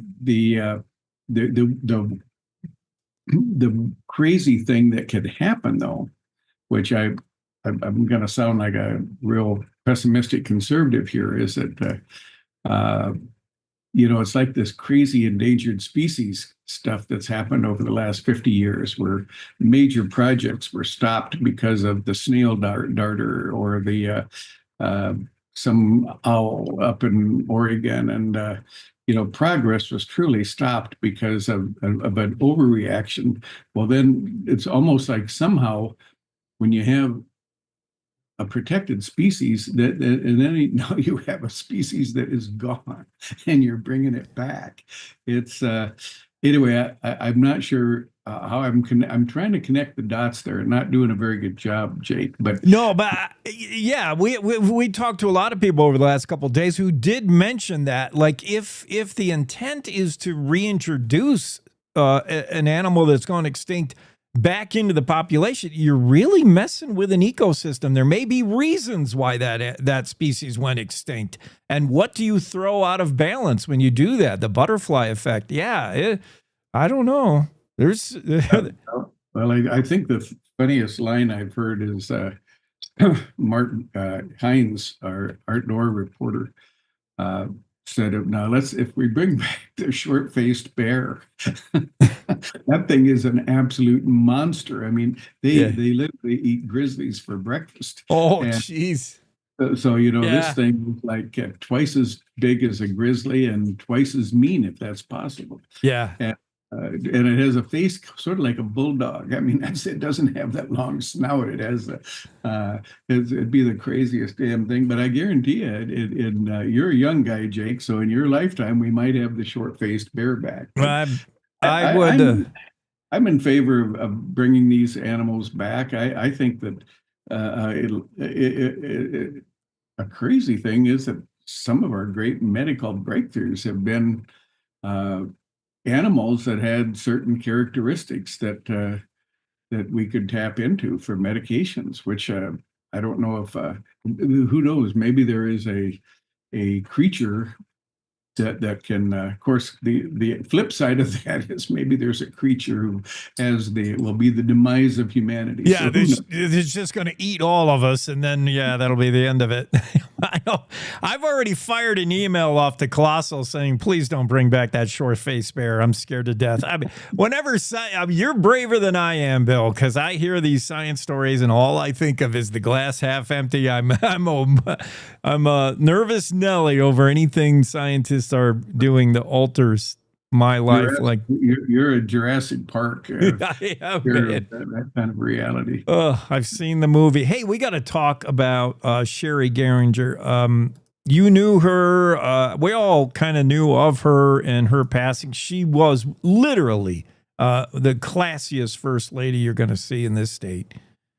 But we've had so many wonderful first ladies, and they're really all of them. I can't think of a single one that wasn't just absolutely first rate. We're so blessed. And there's a reason these guys get elected governors, because they've got some pretty doggone good companions at home.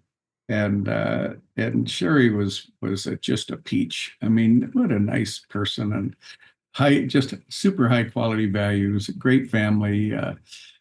Jim's just one of the great guys. He was a great governor with one bad habit, and that is he was smarter than anybody else, and he really tried to do all the work himself. Yeah, that happens to a lot of highly successful people. But I'm a big fan of Jim Geringer, and Sherry was just a wonderful, wonderful first lady, and she will be missed. A wonderful family and high values. Those Wyoming values were just right out front, and reminds me a little bit of Jane Sullivan. Was just absolutely among the top, and all of these governors' wives were just super. And but yeah, we've been really blessed in this state that I go all the way back to Bobby Hathaway, who we had in Lander, we have the home for the developmentally disabled, which my God, I can't know if I even can use these words, but what did they call them way back in the day? The word retarded, is no longer allowed, but they had words worse than that. I'm trying to feeble-minded. It was the home for the feeble-minded, and it was borderline during that time. And Bobby Hathaway got involved, and we had broke a big story. Bruce McCormick, the retired publisher up in Cody, he was my editor then in Lander, and he broke this story. And Cale Case's dad was the pharmacist up there, George Case, and he tipped us off that they were warehousing the residents. At that point, there were 800 residents, and it was as much an orphanage as it was a home for the developmentally disabled. And but Bobby Hathaway was involved, and she loved going up there, and I think they even named one of the cottages after her. So way back then, that was in the late 60s and early 70s, we had first ladies that were getting involved, and a lot of times the rest of the state didn't see what they were doing in certain places. But that was my first experience working with a first lady on something, and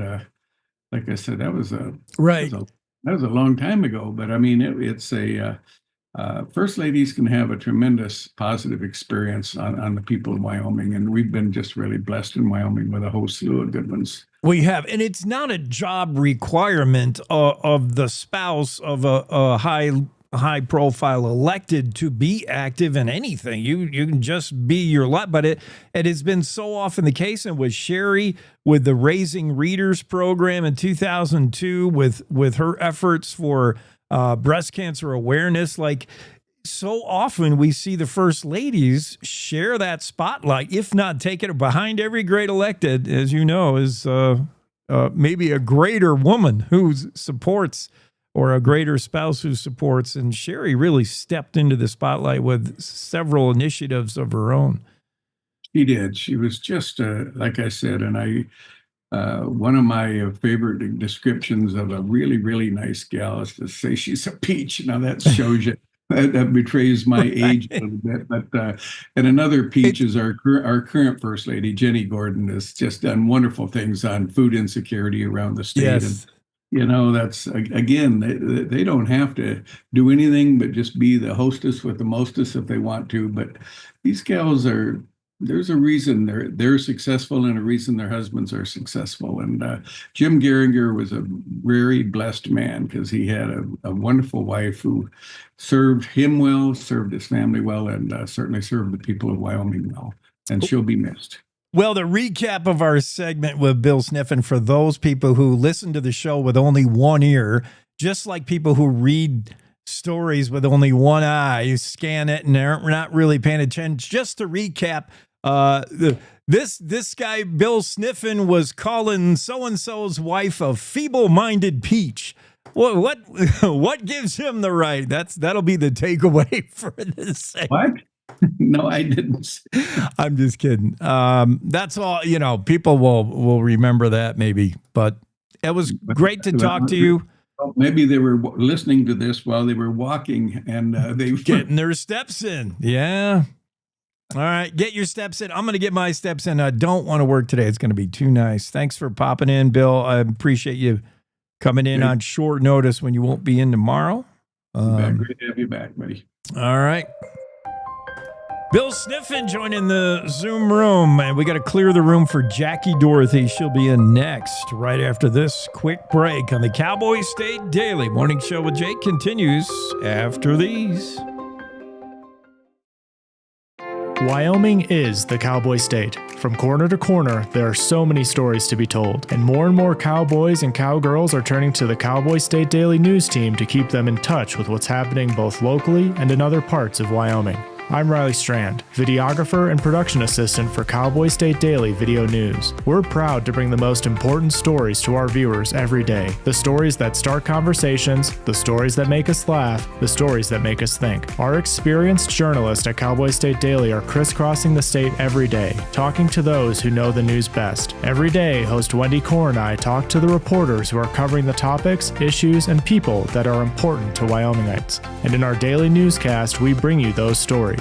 Tune into the Cowboy State Daily Video Newscast every morning, only on CowboyStateDaily.com. You're listening to the Cowboy State Daily Radio Network.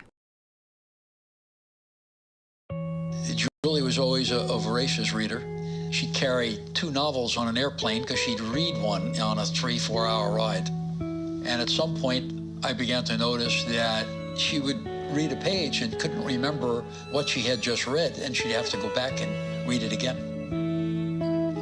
I don't remember much these days after I read, but less does for me, and I love it.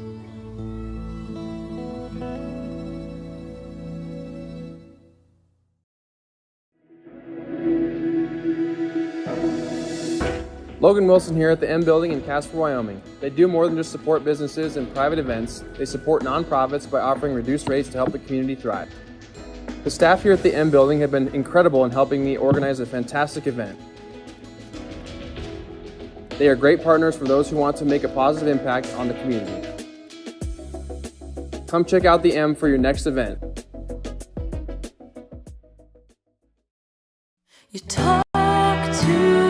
In every family, small conversations can make a big impact. I grew up on tour with my parents. Kind of different, but we bonded over music just like other families do over sports, camping, or other interests. And we talked. Little everyday conversations from silly to serious that built a foundation over time. Honest conversations, like when my dad shared his experiences as an alcoholic. Your honesty about that part of your life gave me a sense of integrity that I wanted to uphold in my own life. And I was so grateful that you and Mom had become these sober, stable people who were always there for me. I wanted you to know from someone who's been in recovery more than 30 years now that hard work is what creates success, not alcohol or other drugs, whether it's music or anything else. I said it a lot, and I'm glad you took it to heart. Talk, they hear you. For more information about talking with your kids about underage use of alcohol and other drugs, visit underagedrinking.samhsa.gov.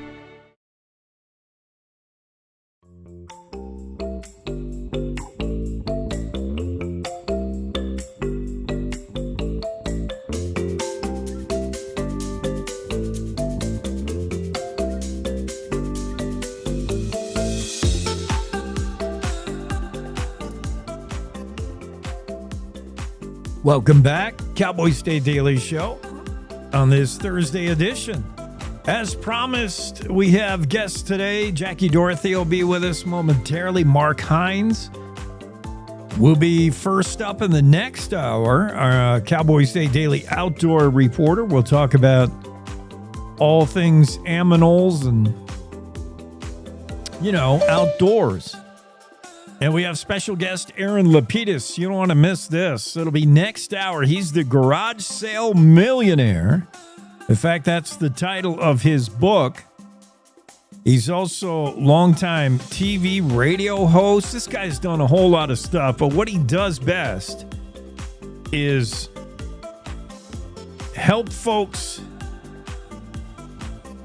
make the most out of stuff you may have laying around. Like if you wanted to have the world's greatest garage sale, yard sale, he's an expert on what might be valuable, what might not be, how to spot fakes and frauds, and how to negotiate, how to buy and sell items. He's just a wealth of knowledge. I'm excited to get Aaron on the show.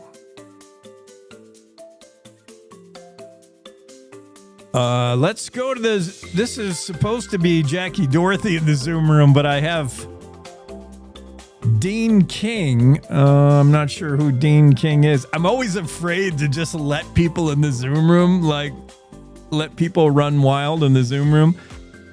Dean King. I don't know who you are, Dean King, but what the heck? Let's roll the dice. And see what happens and go to the Zoom room. Hi, Dean. Oh, you're not Dean King. I know. I just noticed that. I was like, oh my gosh. It scares me because sometimes I actually do have a guest who maybe they got it wrong on their schedule and they're in the wrong slot, or maybe I forgot and I'm like, who is this? I was expecting Jackie. Hi, Jackie. I let Dean use my Zoom account and look what happens. He took over. Yeah. I've usually, it's the kids. Like I've had lots of people on there like, my kid was using it. Yeah. What's going on in your world? We decided, Jen Coker and I decided, and kind of Don Day and I decided, we're all not going to work today because it's too nice out. I think it is beautiful outside. I had that. You know what I like to do is take my computer outside and write my stories outside. Oh, I do that too sometimes. Yeah. In fact, once in a while, when it gets really hot and the sun's beating down on my laptop, I have this special box, a cardboard box I use like from an Amazon package. And I put the computer in the box so it doesn't get sun and I can see the screen. Like I've taken it to a whole nother level, Jackie, working outside. Hey, I understand. I have a small table and I just move it around and find the shade when it gets too hot. There you go. All right. So you'll continue to work today, but you'll do it outside. We can accept that. Okay. I got to tell you, though, the wind yesterday, if you look at this canyon, what happens is the wind comes right down and you can hear it before it hits. And we're talking gusts that are tossing a lot of things around that it shouldn't touch. Yeah, like hearing the train coming. There really is. There was stuff blowing around yesterday that doesn't normally blow. You're right. Things that are normally heavy enough that you put outside, like I think of like my grill. I like to grill outside. So I leave the spatula and the tong, I just leave them outside by the grill. And when I know it's windy in Wyoming is when they're no longer there. I'm like, where the heck did that go? Exactly. You're chasing things down and you're like, you're supposed to be stationary. Right. This is not where I put this. That's when you know it's officially a Wyoming windy day. Yeah. But today, today looks super, super nice. I like it. Have to take advantage of it. It might be a good day to go redo the whole Oregon Trail. Bill Sniffen is all about the Oregon Trail, where it comes through Wyoming, a historic path of the early pioneers looking for the promised land, trying to carve out a life of their own out west. And what they did is leave a lot of stuff behind. How many stories have we heard of the overloaded wagon, the poor oxen are getting skinnier and you got to toss out the piano. Okay, we don't need the piano that bad. And, other things just sort of fall off the wagon trail and archaeologists find it later. What's your story about archaeologists have only begun digging up Wyoming secrets? Well, what's really cool about this story is that when I think of archaeology, I don't know about you, but I only think of prehistory. Yeah. I think of the artifacts left behind by the ancient ones, not the ones that are left behind by the people from the 1800s. And here we have the Oregon Trail being dug up. But what's really cool is when you dig into this story, you realize that the archaeologists are looking at everything 50 years and younger. That's the thing, or older. And that's what really caught my attention is that they passed this law in 1966 that anything 50 years or older was considered an artifact and needed to be preserved. So we're artifacts. And give me an idea of some of the things they're finding, because and I know, but I know you, with your love of history, how easy it is for an item, like you ever see anything on the interwebs and it'll say, what is this used for? And it's like a tool that you'd use in the kitchen, or it's and it's only 50 years old or something, but it's been forgotten what that even is. You're like, I don't know. I've never seen one of those. It's so easy to forget history in a very short amount of time. That's what I look at. It's about collecting those heirlooms and the stories with them. And so it's important for us to do it in our own kitchen. But here you have these public archaeologists. You're about to do a huge major project in Wyoming. We're still so close to our history, which is what I find fascinating. So much of it remains unchanged from when, or even 10,000 years ago. And so going back to the Oregon Trail, I think the coolest thing that I discovered as I'm doing this story is the bottles.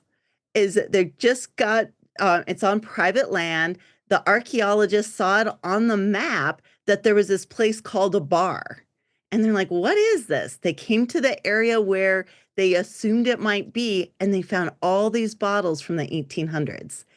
And they were able to piece together just from this find. And that's what's really cool about history is you might not have everything, not even a written record, but here you have the bottles, you have the bar, and they were able to surmise that before they get to the fort, which is probably dry, they're pulling over and there's this roadside bar and people are enjoying their spirits before they get to the fort. I love that. I love when there's like locals only names for things that may not appear on a map. Like this area is known as the bar. And you're like, why? And nobody can remember, not your grandmother, not her grandmother. And then you find evidence that backs up this idea that, well, that was as easy as this. It's where everybody stopped to drink. Yeah. Before they got to the fort. That's so funny. I know. That's the kind of stories that are so cool. And then when I was talking to Colin, who was our public archaeologist, he said that his favorite find of all times was a mountain man trap. So, there was plains bears back in the 1800s, 1700s, there was these bears, grizzlies that were on the plains. And the mountain men had set a trap for it. And the trap was still open. It rusted open. And he found this trap while looking at an area to see if they could do energy or do their project. And that was the other cool thing. He says that their archaeology is not about stopping projects from happening. It's not about we want Wyoming to progress. It's about making sure that we preserve the stories that are there. If the project's going to go on, they'll take the mountain man trap and look, and they'll have all the detail of where it was, the story, and then you can go, I think he donated this one to the University of Wyoming, and then you have it for future researchers. So it was a fun story to go into, and I really recommend people reading it because you'll see some nuggets in there that just kind of get your interest and get you excited about not just our history, but our future as well. Don't be misled by the headline. Archaeologists have only begun digging up Wyoming's secrets of the past. It's not that kind of archaeology you and I think of, Jackie, where we're, here's a dinosaur bone. It's not that long ago, but it's still fascinating history. And Wyoming has a way of preserving its history only because so much of it happens in the middle of nowhere where nobody has disturbed anything because nobody lives and nobody goes. In the middle of nowhere, Hot Springs County, you may see some odd lights, mysterious lights. What's going on there? Who do they belong to? These red, blue, and green lights flashing even when if there's a county-wide power outage, these lights are still blinking. It is so true. And I admit that this story came about because I wanted to know, what are these lights? And I found out it was Eddie Shumway. And I was like, why are you doing these lights? It's cool, but why? And it wasn't really intentional. It was just that he put solar lights up on his lookout towers. And he loved how he put them up in 2021, I believe it was. And they're still going strong. And they do get your interest. I talked to his neighbor, and Coulter was like, people ask me all the time, what are these lights? What's the purpose of them? And so we have fun with it. It's like, it's for UFO landings. That's the real purpose. Right. Land here, aliens. Yes, you would think it because it is bizarre. And I do encourage people if they're out in this area at nighttime to look for them because it is the strangest thing to see these flashing lights. They definitely don't look like Christmas lights or airport lights. And that's what makes them so different. And so I kind of revealed the secret of the mysterious lights, but they're still fun to see. Well, now we know it's the inquisitive mind of most journalists like Jackie Dorothy to always ask why, and we get to the bottom of the solution. It's Eddie Shumway, as it's so often. Eddie, this is in the Owl Creek. Like, where are you going to run into these lights? So as you leave Thermopolis, about 4 miles outside of Thermopolis, you'll see one. There's actually two, and then he has another one at Mud Creek. And there's another one at what I believe is called Tie Down, which is another story we got to explore sometime. It's like, why is a place called Tie Down? To keep the wind from blowing everything away. Yes, exactly.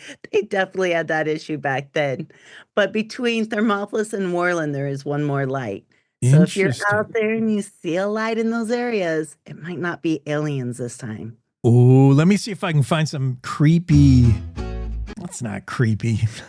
We need like some really weird, creepy. No, that's not creepy either. I need like play out. If I knew we were going to be all kinds of weird. And, I know you love phone music. Here we go.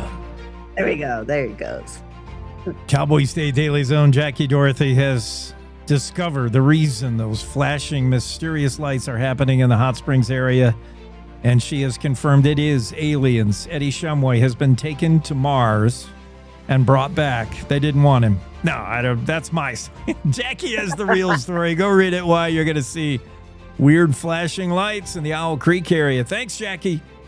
Thank you. Have a great day today. Don't work hard. If you do, work outside. All right, will do. All right. Jackie Dorothy joining us every Tuesday and Thursday. So good to have her and her stories. Very often history related, and I love the archaeological discoveries along the Oregon Trail. That's a great story, too. Check that out. We got to take a quick break here. Top of the hour. It's time for news. We'll see you on the other side. Stay right there. We got so much more to do this morning.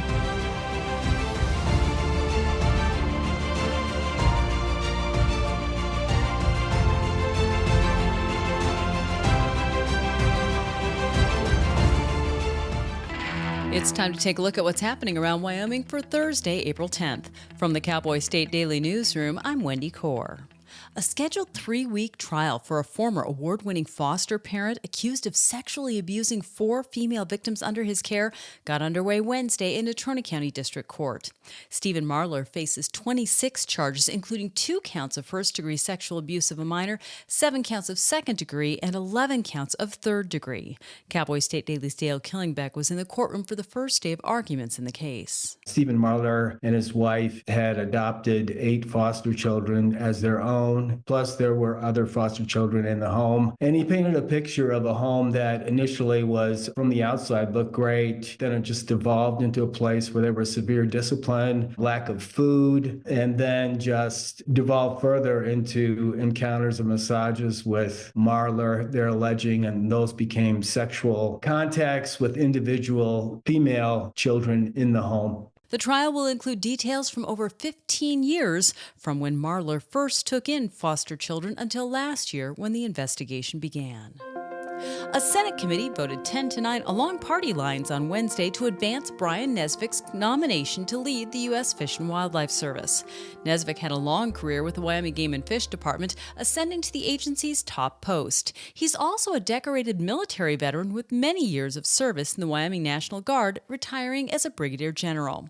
Nesvik sailed through the Senate EPW Committee's March 26 confirmation hearing with few concerns raised by Democrats, but Cowboy State Daily's Sean Berry reports that his nomination made it out of the committee Wednesday by only the narrowest of margins. People fully expected Brian Nesvik's nomination to be approved, and there would be some Democrats opposed, but no one saw a strict party line vote because the hearing on March 26th showed no evidence of that whatsoever. So this is a 19-member committee. It's a good thing the Republicans all showed up to vote on that Senate Environmental Public Works Committee, including Senator Cynthia Lummis of Wyoming. EPW's strictly party line vote sends the nomination to the full Senate for final confirmation at a date not yet scheduled, with the GOP holding a 53-47 edge in the chamber. Final approval is not in doubt. Well, Governor Mark Gordon isn't pleased about a new law that gives the legislature and the public more oversight of the rules that Wyoming state government agencies make and on which he has the final say to approve or deny. Cowboy State Daily's Leo Wolfson reports that during a Board of Land Commissioners meeting last week, Gordon said he'll honor the spirit of the new law, Senate Enrolled Act 59, which he attempted to veto, but he pointed out that the law may slow down rulemaking at the state level. Senator Brian Boner of Douglas said that he appreciates that the governor is really respecting the intent of the law, but he also says he's kind of going above and beyond what the original purpose was. Secretary of State Chuck Gray was even more pointed during the meeting and said that Gordon is kind of trying to cover up for criticizing conservative actions. During the upcoming interim session, the Management Audit Committee will study the new law and how it changes the current administrative rule process. I'll be back with more news right after this. When it comes to building and managing your wealth, our Hilltop Bank Trust and Wealth Management team will help you determine the best route for your specific journey, utilizing our expertise and resources. Visit one of our locations in Casper, Cheyenne, or Gillette to learn more about Hilltop's financial planning, investments, and trust services. We're here to build your confidence about your financial future.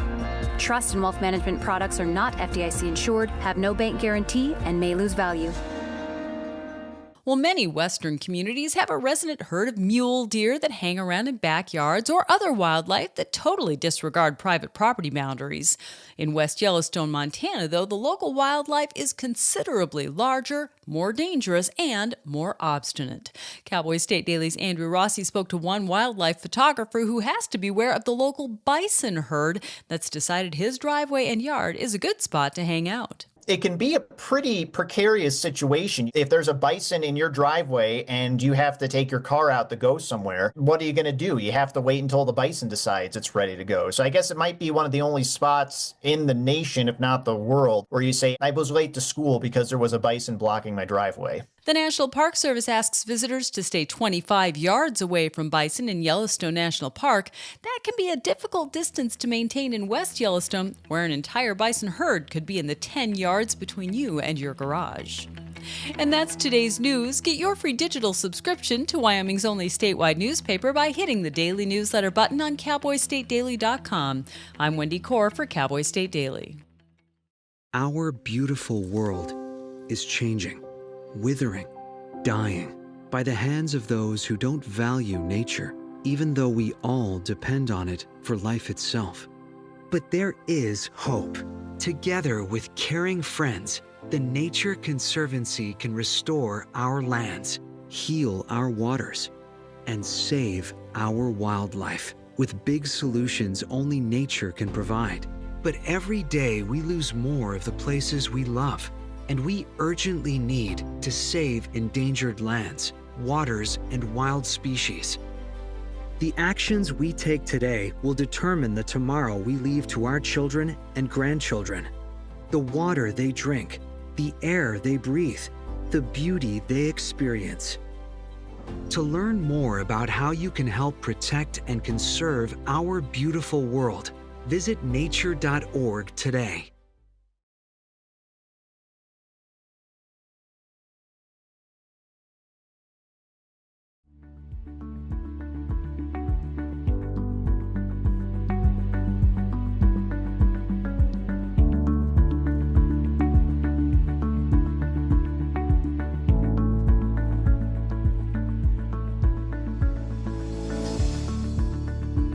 Cowboy State Daily morning show continues here in hour 3 on a Thursday.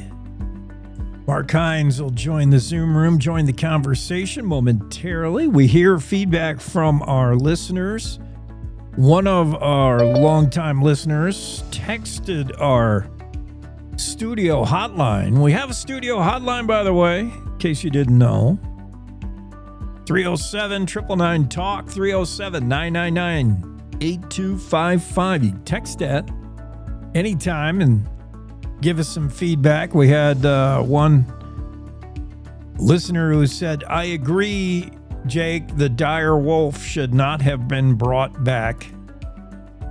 Andrew Rossi had the story the other day that fleshed out a little more about what it is that Colossal Bioscience was doing in resurrecting the dire wolf. It wasn't necessarily to bring back the dire wolf and then introduce it to Colorado, although that's not a bad idea. Right, Mark? Bring sure, back if you say so, Jake. Yeah. That dire wolf makes the gray wolf look like a Pomeranian. I mean, that thing is big. They were sizable. Yeah.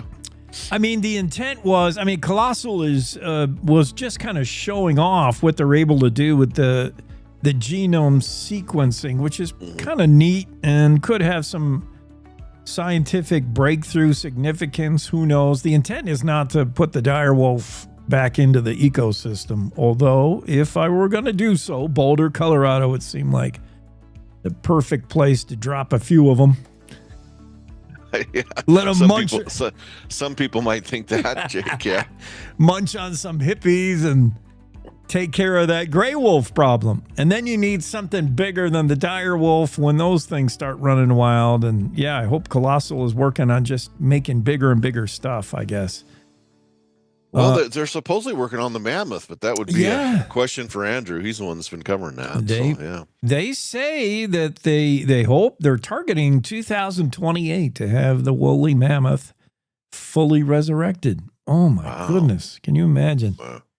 I am always, Mark, you and I are of the age where we can tell our kids and we can tell another generation about the way stuff was back in the 70s or even 70s and 80s. Yeah. But I mean, just the stuff we did, and they can't believe it. They're like, no, come on, Dad. Like, they just don't believe drinking out of the garden hose, riding in the back of a pickup, whatever it is, having to go find your friends.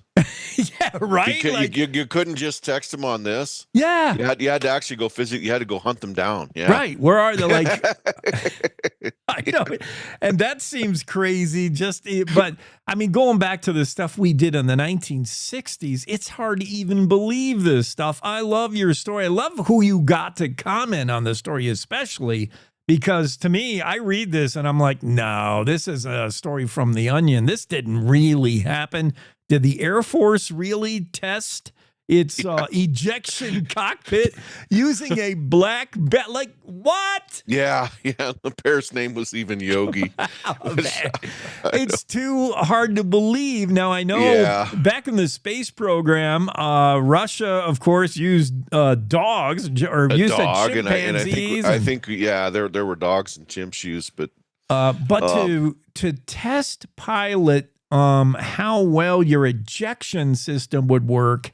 You don't want to be the first guy to do it. I'll tell you that. 870 miles an hour. Yeah. 35,000 feet above sea level. Who's going to sign up for that? Let's let Yogi do it first. And this happened in 1962. Crazy story, Mark. Yeah. Crazy. How'd you find out about this? I was talking to somebody, talking to an old timer about another story. I was talking to him about, the one where they blew the bear up in Yellowstone, where they used dynamite to kill old two-toes. Ooh. This guy told me, if you think that story's weird, have you heard about the one where they ejected a bear from a bomber? And my reaction was to say, no, they didn't do that.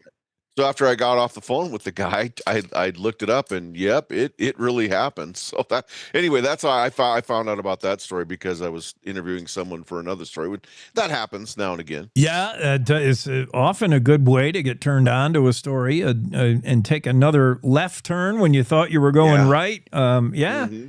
And you've got Tucker Fagan, retired U.S. Air Force colonel, and I can almost read into this quote his facetiousness, his being satirical. He's like, this was American ingenuity at its best. Yeah. He was cracking up. He thought that was wild. He remembers the bomber. Does he? But there were the B-58 Hustler was still around early on in his career. But he does not remember that. Apparently, the Air Force didn't broadcast that out to all their personnel because he'd never heard of that. Yeah, that particular incident. And I'd never heard of the B-58. No. I had to look that up to see what that even was. Everybody knows the B-52, know, and that, but B-58, I guess it was the way Tucker Fagan put it. It was too much of a gas hog. It was impractical.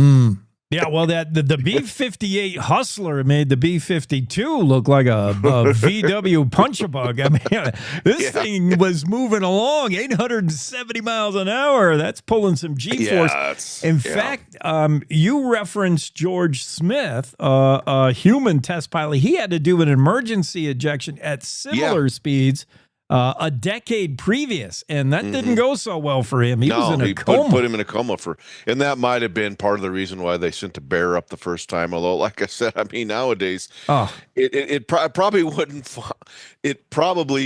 pass the relevant data smell test, and it certainly wouldn't pass the animal cruelty smell test. Right. That's the thing. I mean, You still hear about dogs used to test makeup and mascara, and you think, what, really? I mean, haven't we progressed beyond that? But yeah, putting chemicals into bunnies' eyes and stuff. Yeah. You know, so. And you managed to actually, you also talked to what was like a bear biologist, wildlife. Chuck Neal. Yeah, Chuck Neal. Yeah. Chuck's like, what could they possibly have learned from this? Yeah, that's exactly from his point of view. He didn't see how they could extrapolate any relevant conclusions, because bear physiology and human physiology are just so darn different that they're just. Yeah, and I loved your segment with Wendy the other day when you did mention that Yogi survived this 2-year-old black bear. And then they killed him anyway, so they could give him, so they could do a necropsy on him. I mean, it's just that poor bear. It's just, he never had a chance, Speculation was, obviously at 35,000 feet, there's not a whole lot of oxygen to breathe, so there would have had to have been a mask, a mask oxygen. Or something. Yeah. It was an ejection pod, not an ejection seat. We think.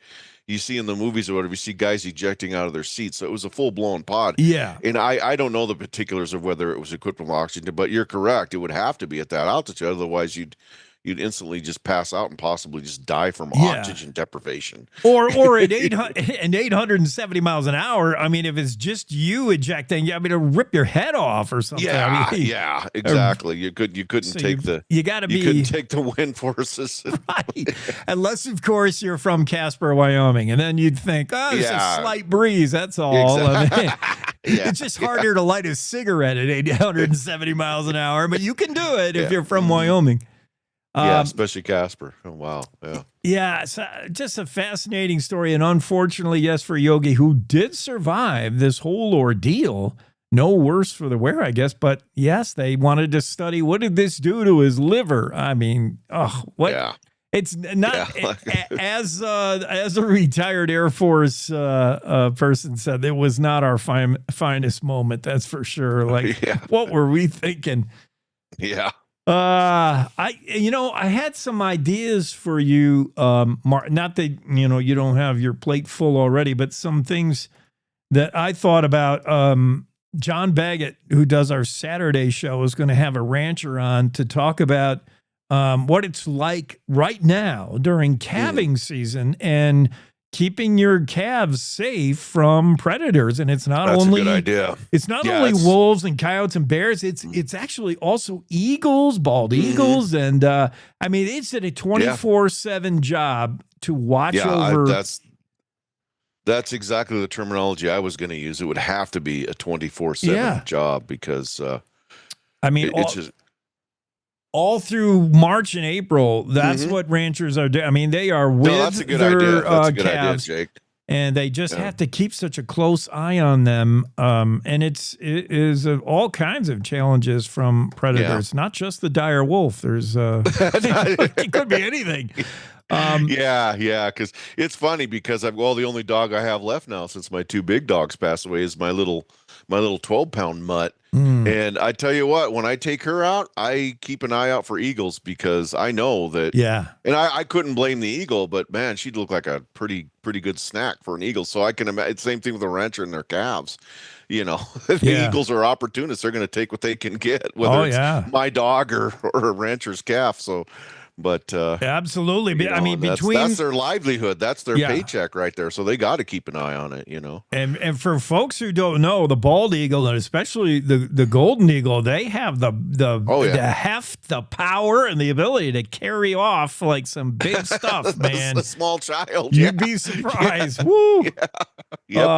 Another pretty cool story, and I'm sure we've done similar stories that kind of riff off of this, but this news out of out of the campus, University of Wyoming led story found that its fences and roads, go figure, that were a big reason for the pronghorn mass winter die-off going back 22, 23, I think it was. I mean, the pronghorn's ability to migrate, to get from cold to warmer climates is always hampered by fence, and especially for a critter that doesn't like to jump fences for the most part. They can, but generally they don't want to. Yeah. I think what they found, it wasn't even so much the fences themselves, it's just that they were in unfamiliar territory. Right. Because the one researcher I talked to, she said that if they know an area and they know the fence line, they can generally figure it out. But everything was so topsy-turvy and brutal and screwy that winter, they ended up in places they'd never been before. Right. And that's kind of what did them in, is they couldn't figure the fence lines out,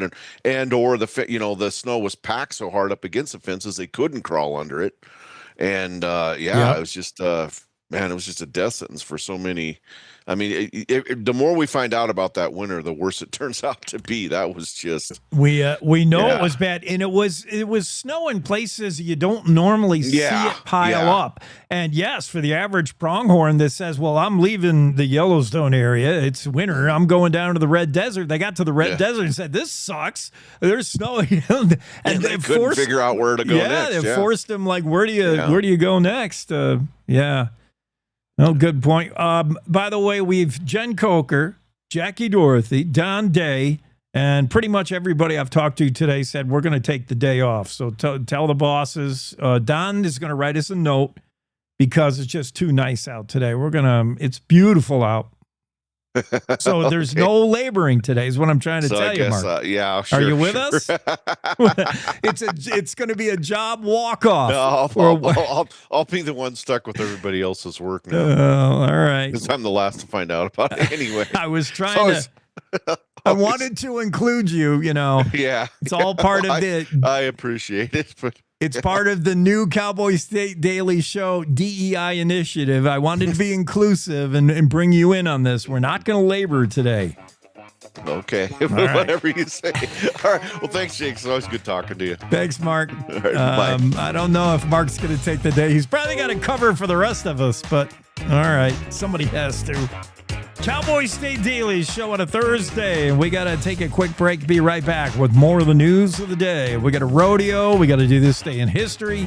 And I don't want you to miss Aaron Lapidus. This guy, I'm telling you, he is a world famous dude for many reasons. Author, TV, radio host. And his claim to fame is a lot to do with finance. This guy hosted a financial show on KOA for years. He's done a whole lot, but he's going to talk mainly about his book, Garage Sale Millionaire, and he'll help you out on what you may be sitting. You might be sitting on a fortune in your storage unit, in your basement, your attic. How to find out if you've got something worth something. How to do an eBay side hustle and sell stuff that's just sitting around collecting dust in your house. How do you know if it's authentic? How do you bargain? How do you deal? If you're a buyer, how do you bid on stuff? He's going to explore all that with us. Aaron Lapidus, we're lucky, blessed, fortunate to have him on the show coming up later this hour. You don't want to miss that. Let's take a short break. We'll be back in 3. Thanks for spending your day with us. Cowboy State Daily Show with Jake continues after these. Wyoming is a big state. There's so much ground to cover, so many stories to tell. But the Cowboy State Daily News team is up to the challenge. I'm Wendy Core, host of Cowboy State Daily Video News. Whether it's politics in Cheyenne, energy issues in the Powder River Basin, or grizzlies in Yellowstone, our talented crew of experienced journalists are out there finding and telling the stories that matter. What's the best restaurant in DuBois? Renee Jean checks it out. What's the most recent Supreme Court decision mean to our everyday lives? Claire McFarland explains. How is the upcoming elk hunting season shaping up? Mark Hines lets us know.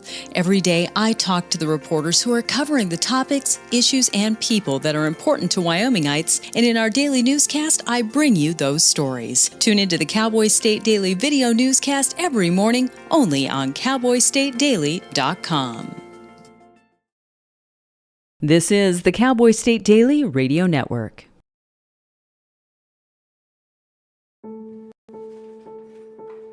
We all make choices.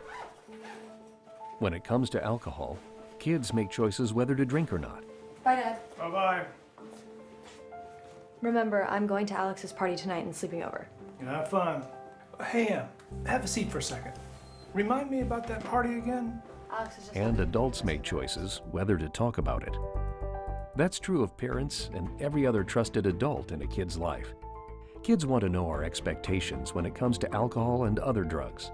They want guidance and honest answers to their questions.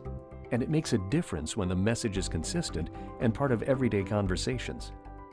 So talk with your kids and help lead them on a positive path. Because when you talk, they hear you. For more information about talking with your kids about underage use of alcohol and other drugs, visit underagedrinking.samhsa.gov.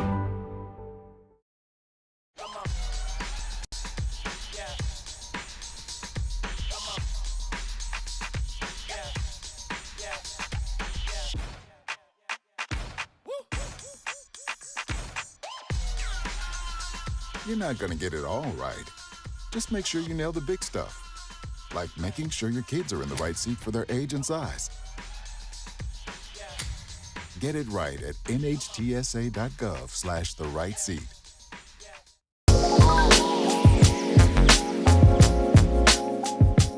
In 2023, arm pump was holding me back. After a successful treatment at the McGinley Clinic in Wyoming, I can now focus on track instead of pain. The McGinley Clinic offers innovative, minimally invasive treatments for most sports injuries, including arm pump. They got me back to peak performance and back on the podium. Go check out McGinley Clinic today.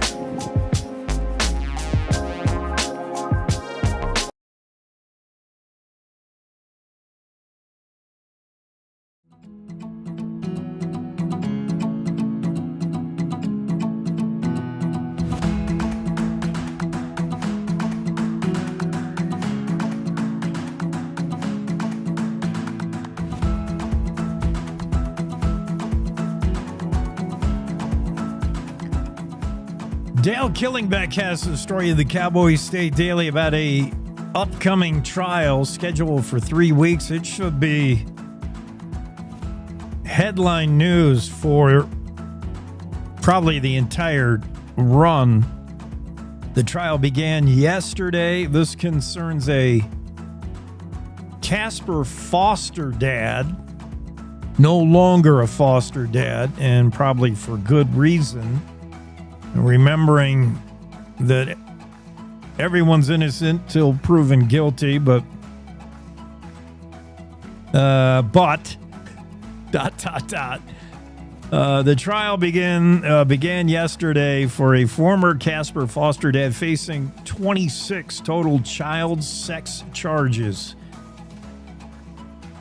Allegations that he abused 4 girls in his care, not his own kids. He did have biological kids, but he also had foster care kids. And the allegations are it was the foster kids that he took under his wing that were the ones he sexually abused. And not just sexual abuse, but allegations of 5 counts of battery, 1 count of child endangerment. There's Natrona County Assistant District Attorney Brandon Rosti, who painted a picture that just is sickening. Rosti said at one point this was one big happy family that went on trips together and then later sank into a culture where the children were afraid to speak, they were afraid of punishment, and they were deathly afraid of the defendant and his wife. The home became a prison, and it became a place that nobody wants to grow up in. The kids were allegedly not taken care of very well, not fed enough, and there was punishment doled out. And then there was the feeling hands of dad and his feeling fingers in regular family massages that took place. And it's just, I can't even read you the account. You're going to have to read it yourself. It just disgusts me to have the thoughts in my brain and the words come out of my mouth. This is all alleged. That's why we're having the trial. But Stephen Marler, who turns 50 this year, faces 26 charges. 4 different kids have come forward, including a 21-year-old. who will testify against dear old dad. And yeah, it's just despicable stuff to read. The story is comes from Dale Killingback. Good story from him. It sounded like this as he talked with Wendy Core. A scheduled 3-week trial for a former award-winning foster parent accused of sexually abusing 4 female victims under his care got underway Wednesday in Natrona County District Court. Stephen Marler faces 26 charges, including 2 counts of first-degree sexual abuse of a minor, 7 counts of second-degree sexual abuse of a minor, and 11 counts of third-degree sexual abuse of a minor.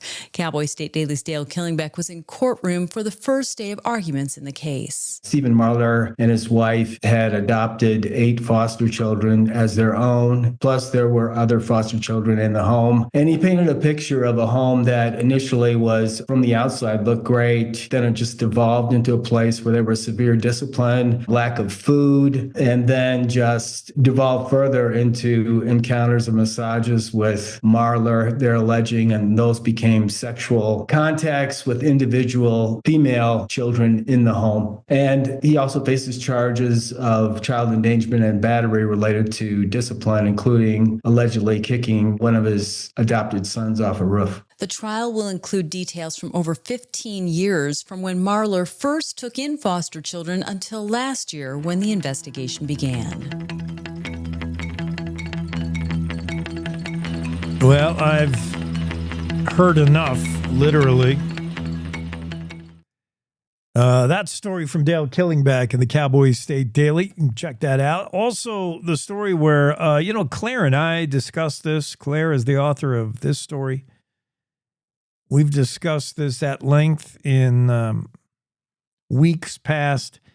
And it's just one of those stories where you can't find any positive out of it, or you just, it's just, you talk about scenarios that are a win-win, and then you talk about scenarios that are a lose-lose. There's no win in this at all.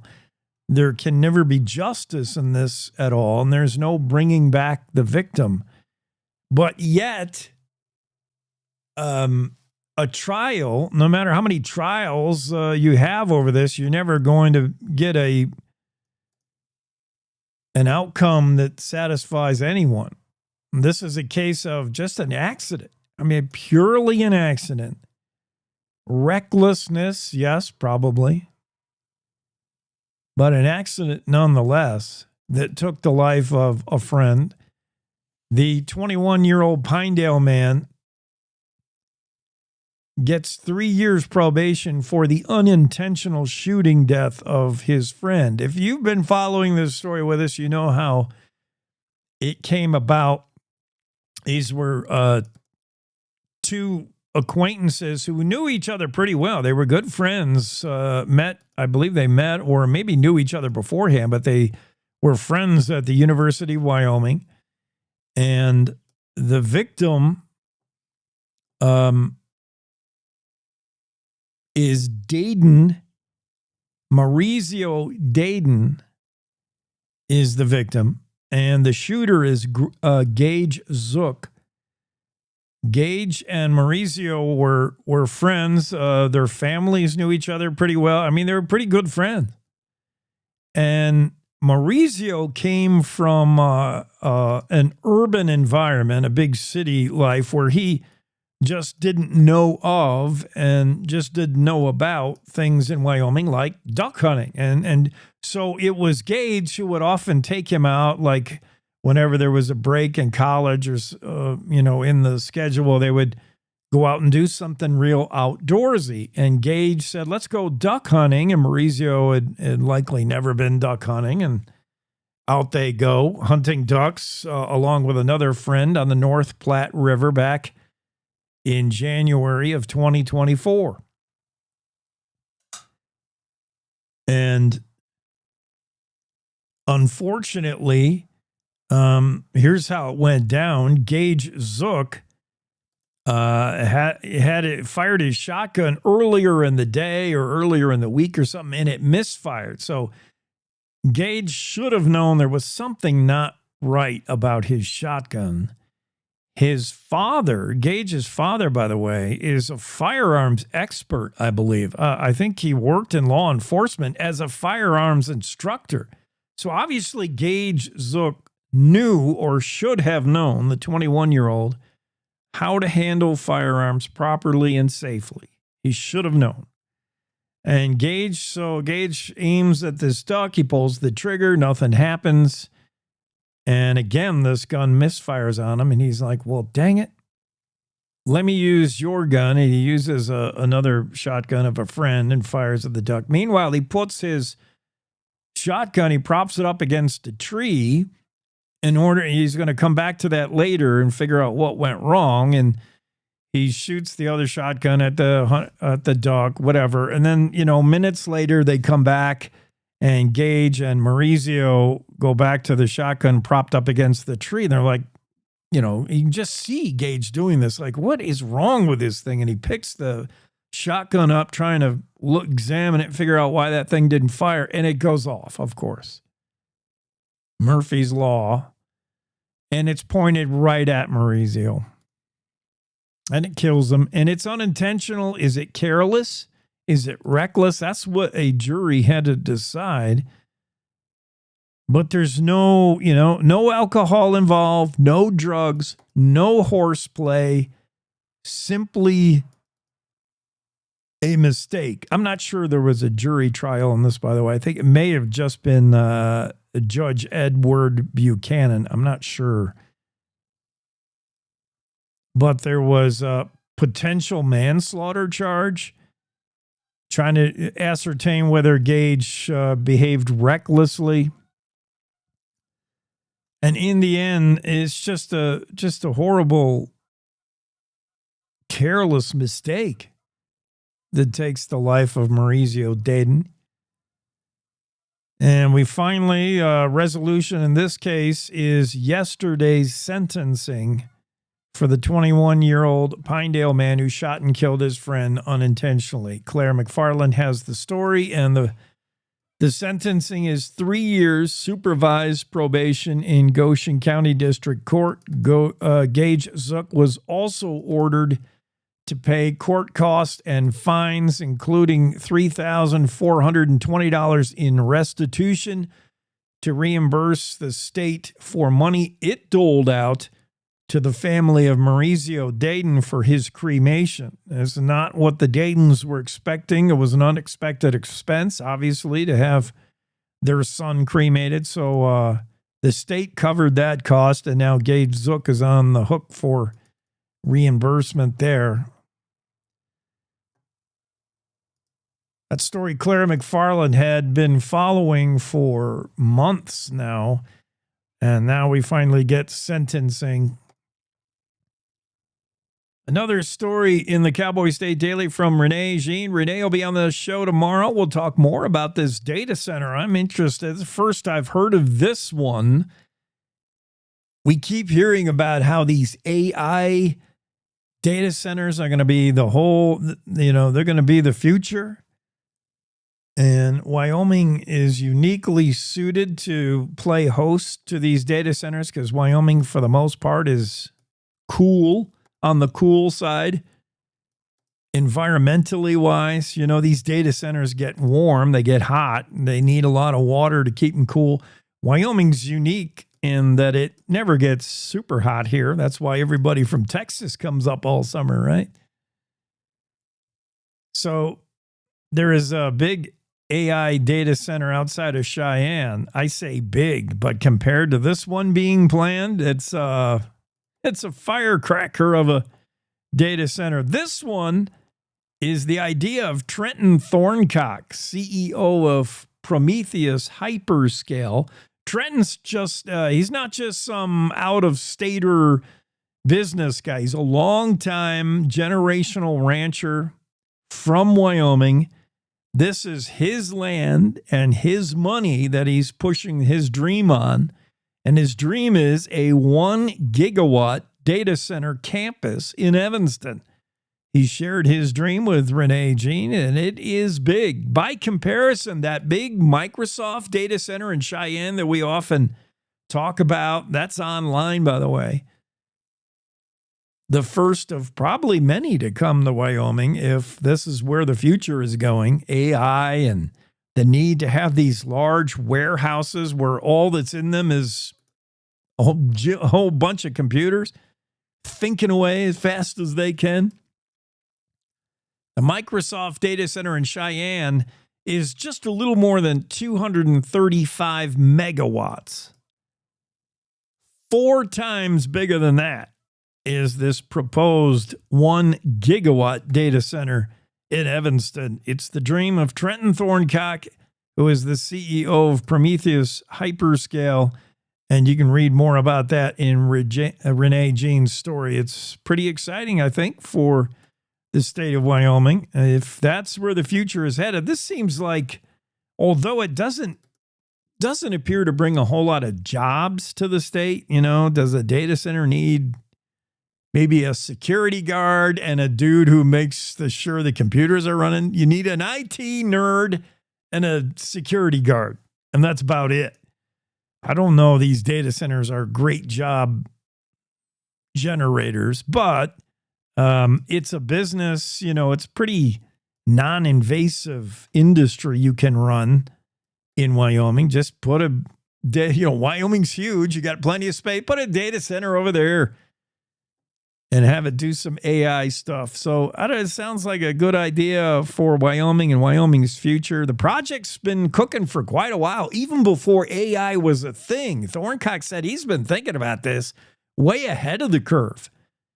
Thorncock's family has been ranching in the southwest Wyoming area for a collective 156 years now, and he's been working on this company for more than 4 years.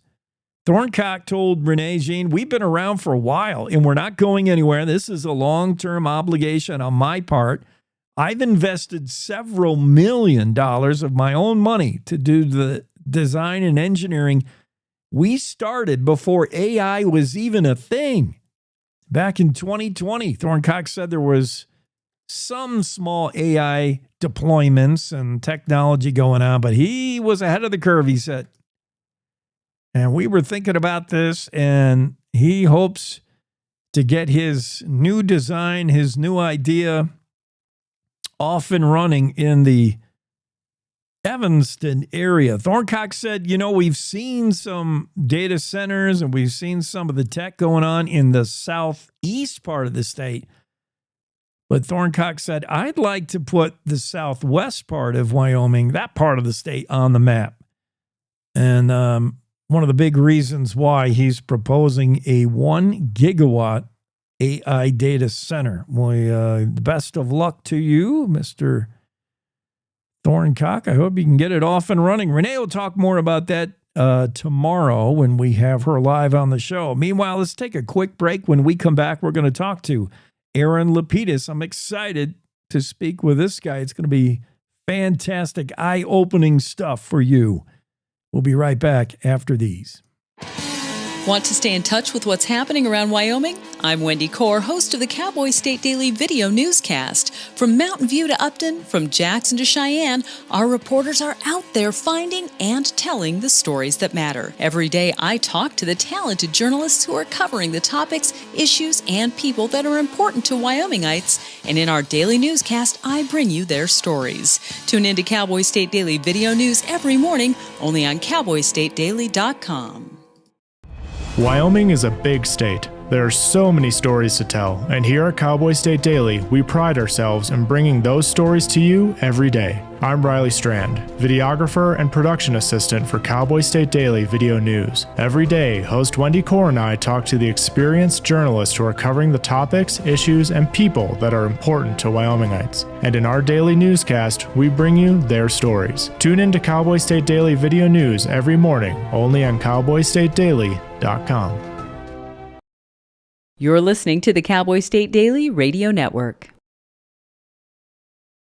Who can you turn to for news you can trust? Your local TV and radio broadcasters.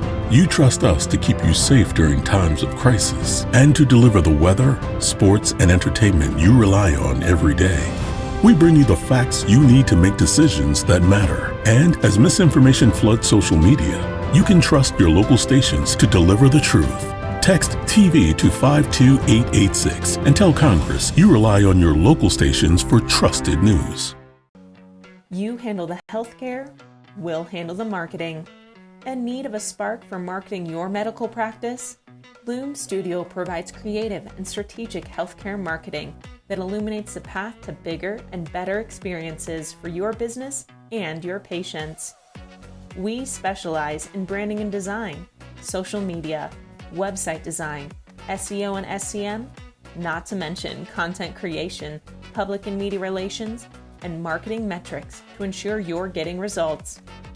If you're looking to increase your patient engagement and retention, enhance your community impact, and streamline your marketing efforts, our team is ready to help you achieve your goals. Contact us today and learn more at loomstudio.com.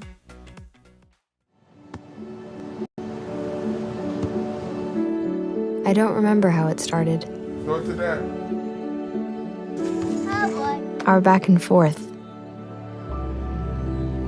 It always came back. Dad! You probably don't remember what you told me, That was perfect. but I heard every word.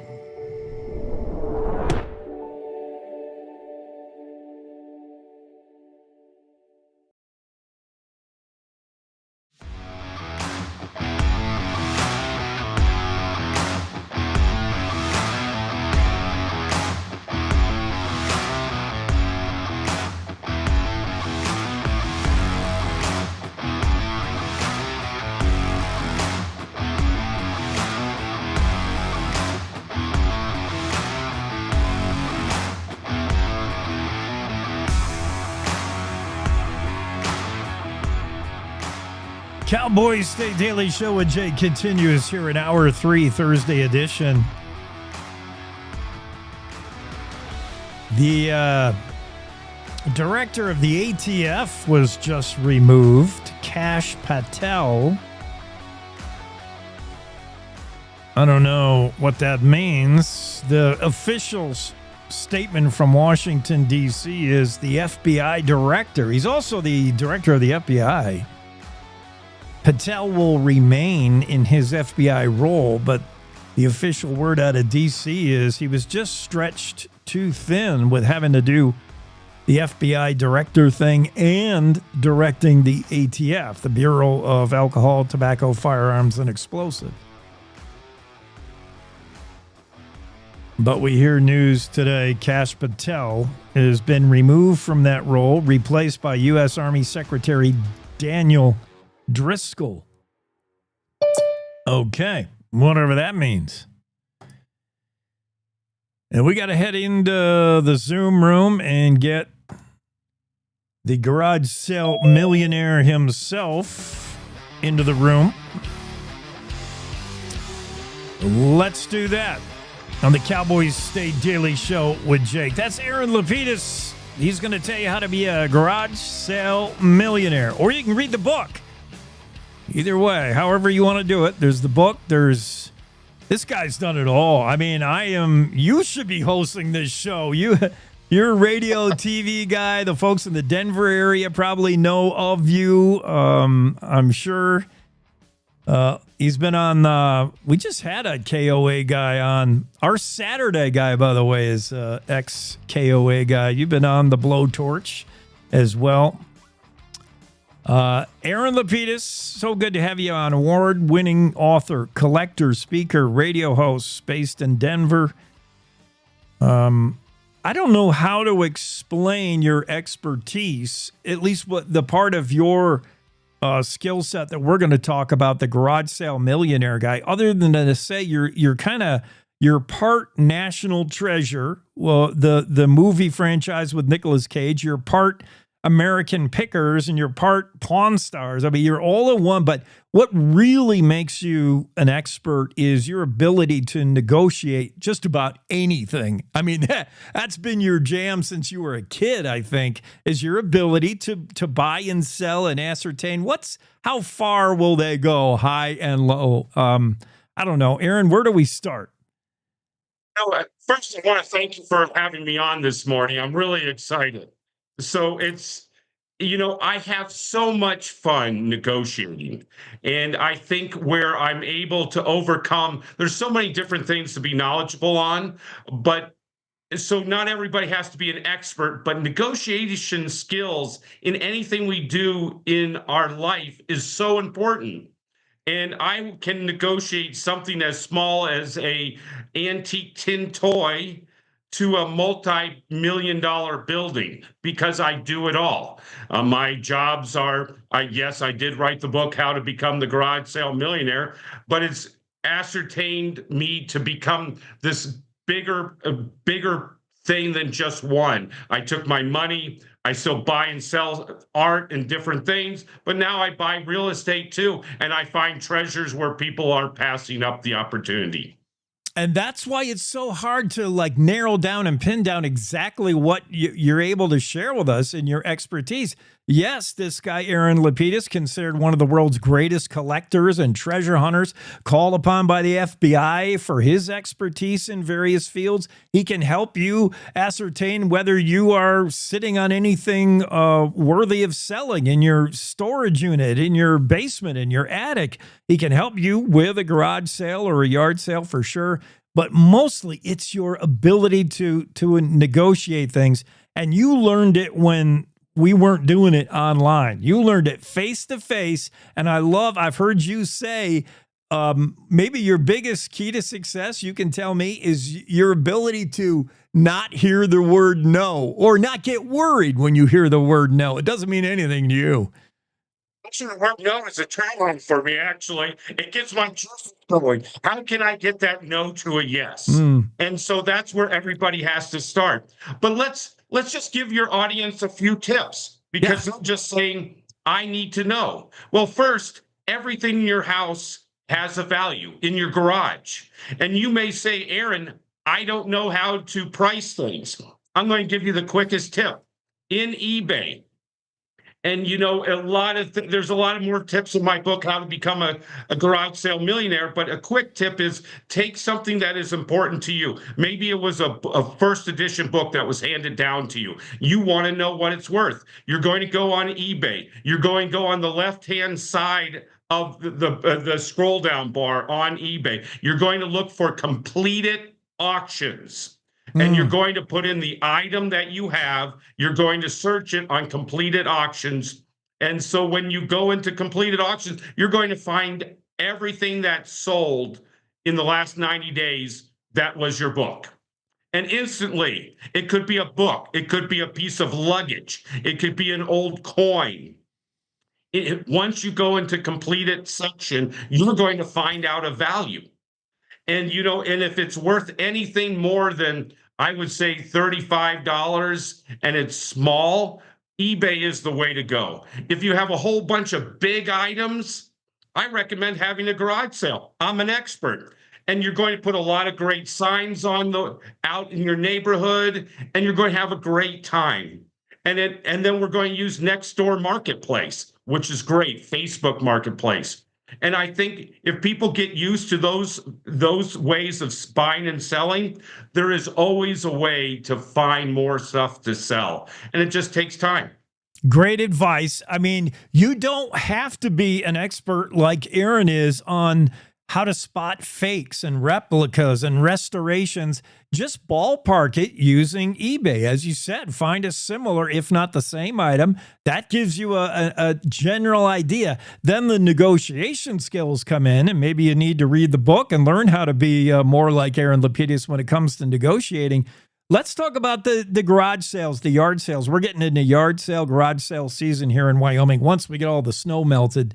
And give me some tips on how we make $1,000 at our next garage sale. Okay, so this is what we're going to do. We're going to go through the house about 2 weeks before. We're going to go through your basement. I know some people don't have a basement. Then we'll go through the garage. We're going to open up every drawer, every closet, clothes. I want clothes, kids' clothes, furniture, toys, garden stuff, tools. Maybe you have 5 hammers. How many hammers do you really need? We're going to get rid of everything you're not using. We're not going to throw away anything. If it has a hole in it, the lawnmower doesn't start, we're not throwing it away. We're going to put it out there. Everybody, there's an interest for everything by somebody. So we're not going to be the judge that it's not worth anything. We're going to let our audience that goes to garage sales be that judge. We're going to get everything in the garage or in the front yard where people can easily access. You're going to create 10 to 15 large signs that say garage sale, huge letters, where the address is, and then what time does it start. Doesn't really matter when it ends, but then you're going to list the big things that you have. If you have baby anything, little kids anything, any collectibles, garden furniture is huge, tools are huge, you're going to want to list that on the sign. You will have what we're going to call a traffic jam in front of your house if you do it right. You're going to list it on Nextdoor, because Nextdoor, you're going to have a profile and you're going to list that you're going to have a garage sale on Nextdoor. You're going to put it on Craigslist, and be prepared, and you're going to be set up by 8 o'clock in the morning. You're going to tell people 9, but you're going to be set up by 8 because people are going to show up early. You're going to have enough 1s, 5s, 10s, 20s, a lot of quarters. Don't worry about dimes, nickels, and pennies, because that's not what we're all about. We're all about making real money. You're going to do most of your money in the first 2 hours of the garage sale. And when you're at around 1 o'clock, you're going to start putting a lot of stuff in boxes and say $5 takes everything in the box because you don't want it back in your house. And then when you think you can't make any more money, you're going to take it to a 501c3 charity, and you're going to donate it, get a letter, and write it off, the rest of it on your taxes. Bam. We're talking to the garage sale millionaire himself. That's where you can find him out in cyberspace, thegaragesale.millionaire.com. It's Aaron Lapidus. Okay, we have this once in a year event, and we're flabbergasted by how well it went. We kind of got the idea now. We got the bug. We want to make this a little eBay side hustle. Can we do that? Absolutely. Absolutely. eBay is wonderful for items that can be readily shipped, that can fit in a box, and that can be shipped. So now we're going to other garage sales looking for that treasure that people are passing up. You're going to go Facebook Marketplace in your neighborhoods. You're going to look at stuff, because a lot of people don't want to deal with eBay, because then they have to set up an account. They have to set up a way they're going to receive money. A lot of people just want cash. And when they want cash, they're willing to take a lot less. And so you're going to go to Facebook Marketplace, Nextdoor Marketplace, and you're going to find items that have been sitting around for a little while that they can't sell, because when they put it on those kind of marketplaces, they have mentally departed with that item in their head. They don't want it anymore. Matter of fact, they need to get it out, whether they need money, they're moving, they're leaving town, whatever it is. So they need it gone. So if they're asking for $100, this is where you can really, really negotiate. This is the only time when somebody asks for 100, could you offer them 50 and get away with it? If you do that stuff on eBay, people will shut you down and you will not get the deal done. On Facebook Marketplace, you can negotiate really hard when you have cash. Now, people may want to say, well, you take Venmo. Great. Don't do this crap with checks. Anytime somebody offers me a check, I just think fraud. Anybody wants to do it on PayPal, I think fraud. There's only 2 ways to transfer money face-to-face when you see them, is Venmo or Zelle. I prefer Venmo. So never take a certified check. Never hold anything at a garage sale. Always you face-to-face, give them cash. And if you want to buy something and you are nervous about it, there are parking lots that are usually police parking lots that have a lot of lights, and they're made for when you want to do transactions. If you are small, female, nervous, always go with a friend. Never do a transaction late at night. Never do it in a dark place. Never do it in places that you don't know about. And that way, I'm pretty sure you're going to do fine and make a lot of money. Crucial advice, some tips that you're going to find in the book. and we're lucky to be able to get them free right here on the show. Decluttering your life could be profitable, and Aaron Lapidus will tell you how to do it in the book, The Garage Sale Millionaire. You just touched on some of the ideas of what if you're on the buyer side of things? What do you got to be aware? How do you bid like a pro? I love the notion that, when you see something listed, the seller has mentally departed with it. He or she doesn't want anything, so it puts you in an advantage. How do you be the buyer? Any time I am buying or selling, I'm making sure I know everything there is to know about that item. Now, where people leave money on the table is they don't know.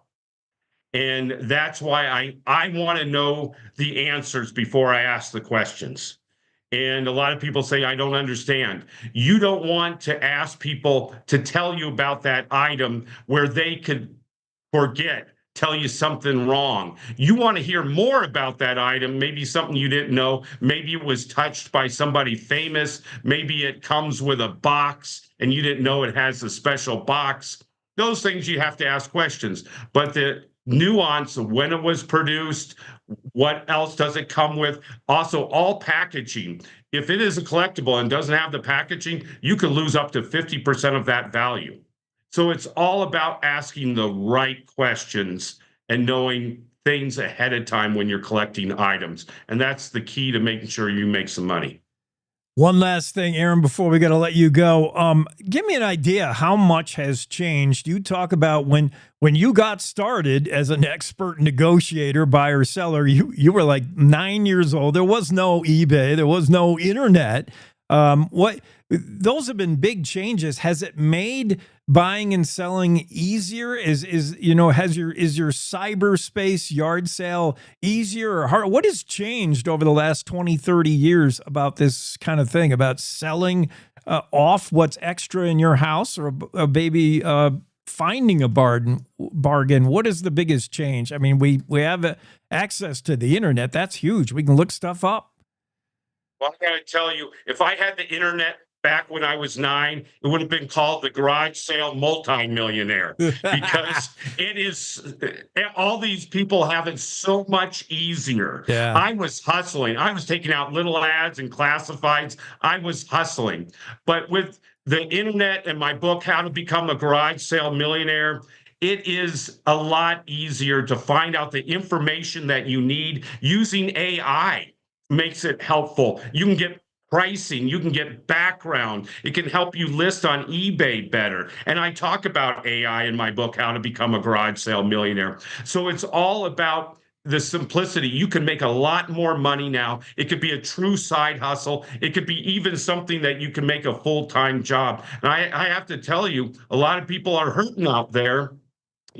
When you have to wonder whether you're going to have eggs in the morning or just an extra glass of water to fill your stomach, that's kind of tough. So this is why I make it so easy. You can go to my website, thegaragesalemillionaire.com, to learn more about the book and me. And then to make it even easier, if you want to learn about eBay, you can go to my eBay site and learn what I'm buying and selling, how I describe it, and maybe that'll give you some tips on what you should be buying and selling. And that's the Garage Sale Millionaire on eBay. And hopefully between that and chatting with me on Facebook, I'd love to help all your listeners.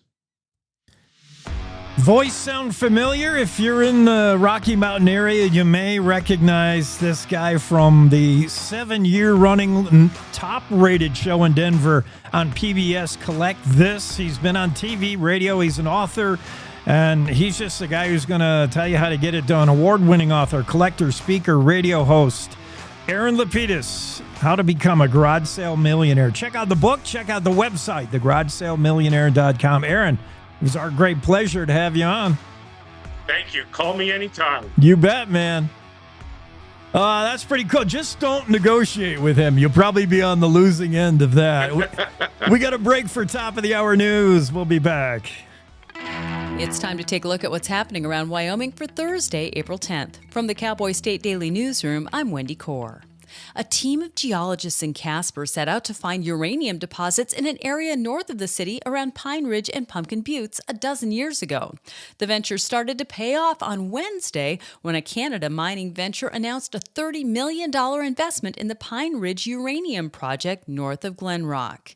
Cowboy State Daily's David Madison reports that this gives new life to an idea that started 12 years ago and is now moving forward with plans for the next 3 years. Naturally, over the eons, water has washed these uranium deposits into the sandstone in this area around Pine Ridge. And the in situ process essentially turns that back into a liquid solution and then extracts uranium through pipes, where it's then transformed into yellowcake and then enhanced into fuel. A representative from the Global Uranium and Enrichment Limited Company told Cowboy State Daily that on-the-ground operations could begin sometime in the next few months. Well, despite being nearly 8 months away, Wyoming lawmakers are already thinking about how they plan to meet the state's needs in the next year's biennial budget in a significantly altered economic landscape impacted by President Donald Trump's tariffs and overall economic policies. Cowboy State Daily's Leo Wolfson reports that the tariff war that Trump is currently engaging in could significantly alter Wyoming's revenues by causing extreme market uncertainty in the short run, while showing signs of potential gains for Wyoming industries in the long view. Really specifically, the price of oil has been consistently going down for some time now. It's down to about $60 per barrel, and Wyoming gets nearly 50% of its revenue from fossil fuel production. So if this continues dropping as precipitous decline, it's going to mean less money for Wyoming, which could be kind of a tough pill for the state government to swallow. The Senate leadership also said they want to scrutinize to make sure that every dollar is spent efficiently as possible. The Trump administration has also slashed or paused many federal grants, a move that's had a significant impact on many of the state agencies that provide services to residents. A 21-year-old Pinedale man who shot and killed his friend unintentionally during a duck hunt last year was sentenced Wednesday to 3 years supervised probation in Goshen County District Court. Gage Zook unintentionally shot 19-year-old Maurizio Dayton in January 2024 while the pair were hunting ducks with a third friend on the North Platte River. Cowboy State Daily's Claire McFarland reports that even the prosecuting attorney was conflicted about the case. Sometimes I hear prosecutors and they sound torn, they sound tormented, they sound wrestle-weary, and that was how Goshen County Attorney Eric Boyer sounded on Wednesday. Just otherwise a great kid, otherwise everything went right, but in this one irreversible moment, a gun was pointed at a human being, and you don't do that when you're a person handling a gun. Zook was also ordered to pay court costs and fines and restitution to reimburse the state of Wyoming for money it doled out to the family of Dayton for his cremation. I'll be back with more news right after this. When it comes to building and managing your wealth, our Hilltop Bank Trust and Wealth Management team will help you determine the best route for your specific journey, utilizing our expertise and resources. Visit one of our locations in Casper, Cheyenne, or Gillette to learn more about Hilltop's financial planning, investments, and trust services. We're here to build your confidence about your financial future. Trust and wealth management products are not FDIC insured, have no bank guarantee, and may lose value. A U-Haul truck traveling through Evanston took an unexpected detour as it passed under Wyoming Highway 150 on Tuesday afternoon. The truck drove over the curb and up under the overpass before wedging itself on the concrete slope between the steel undercarriage and the supports of the bridge. Cowboy State Daily's Andrew Rossi spoke to the Wyoming Highway Patrol trooper who investigated the scene. There was a couple and their 2-year-old child. They're taking their U-Haul between Nevada and Missouri. They took a left to go into Evanston off I-80, and the driver said the steering seized up, she panicked, and instead of hitting the brakes, she hit the gas, and that sent the U-Haul up a concrete embankment, and it wedged itself under the I-80 bridge in Evanston. So not the place where they anticipated parking, but that's where their U-Haul sat. Thankfully, nobody was injured. As responders worked to free the stuck truck, many passing by the scene took second looks and occasionally yelled some not-so-helpful advice to the U-Haul's driver: "You can't park there." And that's today's news. Get your free digital subscription to Wyoming's only statewide newspaper by hitting the daily newsletter button on cowboystatedaily.com. I'm Wendy Core for Cowboy State Daily. Most hiring algorithms would scream me out. Some bosses couldn't see me as a leader. I've run this place for 20 years, but I still need to prove that I'm more than what you see on paper.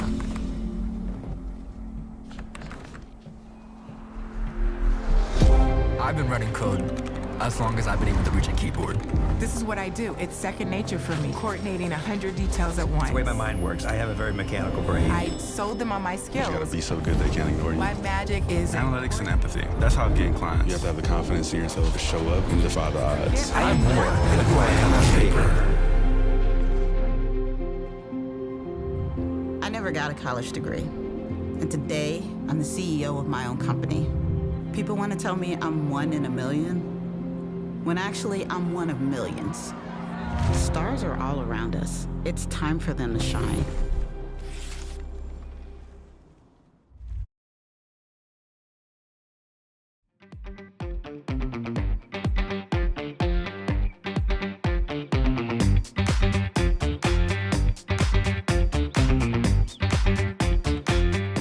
Cowboy State Daily Show with Jay continues here in our final hour. The Zoom room is reopened. Sorry, Renee, I accidentally closed the Zoom room. We're looking for Renee Jean to join the convo. We're going to talk about the big AI data center plan for the Evanston area. I'm excited to hear more about this, even though I'm deathly afraid of AI. That's just me. Looking for Renee Jean to join the I think Renee's not scared of AI. She's the kind of advanced techie person. She'll figure out a way to utilize AI and make it a part of her daily life. Me, I'm running scared. I don't want the robots making decisions. Yeah, this is a pretty cool deal, this Thorncock. Like, did this come out of nowhere, or did we know this was coming? We know the big data center outside of Cheyenne. This is the first I'm hearing of one that's going to make that look like a little firecracker. This is a big deal. It is. And, this is just kind of this guy's idea what to do with his retirement, I guess. He went out. He's a Wyoming native. Went to work for an international drilling, horizontal drilling company in Casper. Went out, had a really great career in the financial sector. Came back home and now what? And this is now what?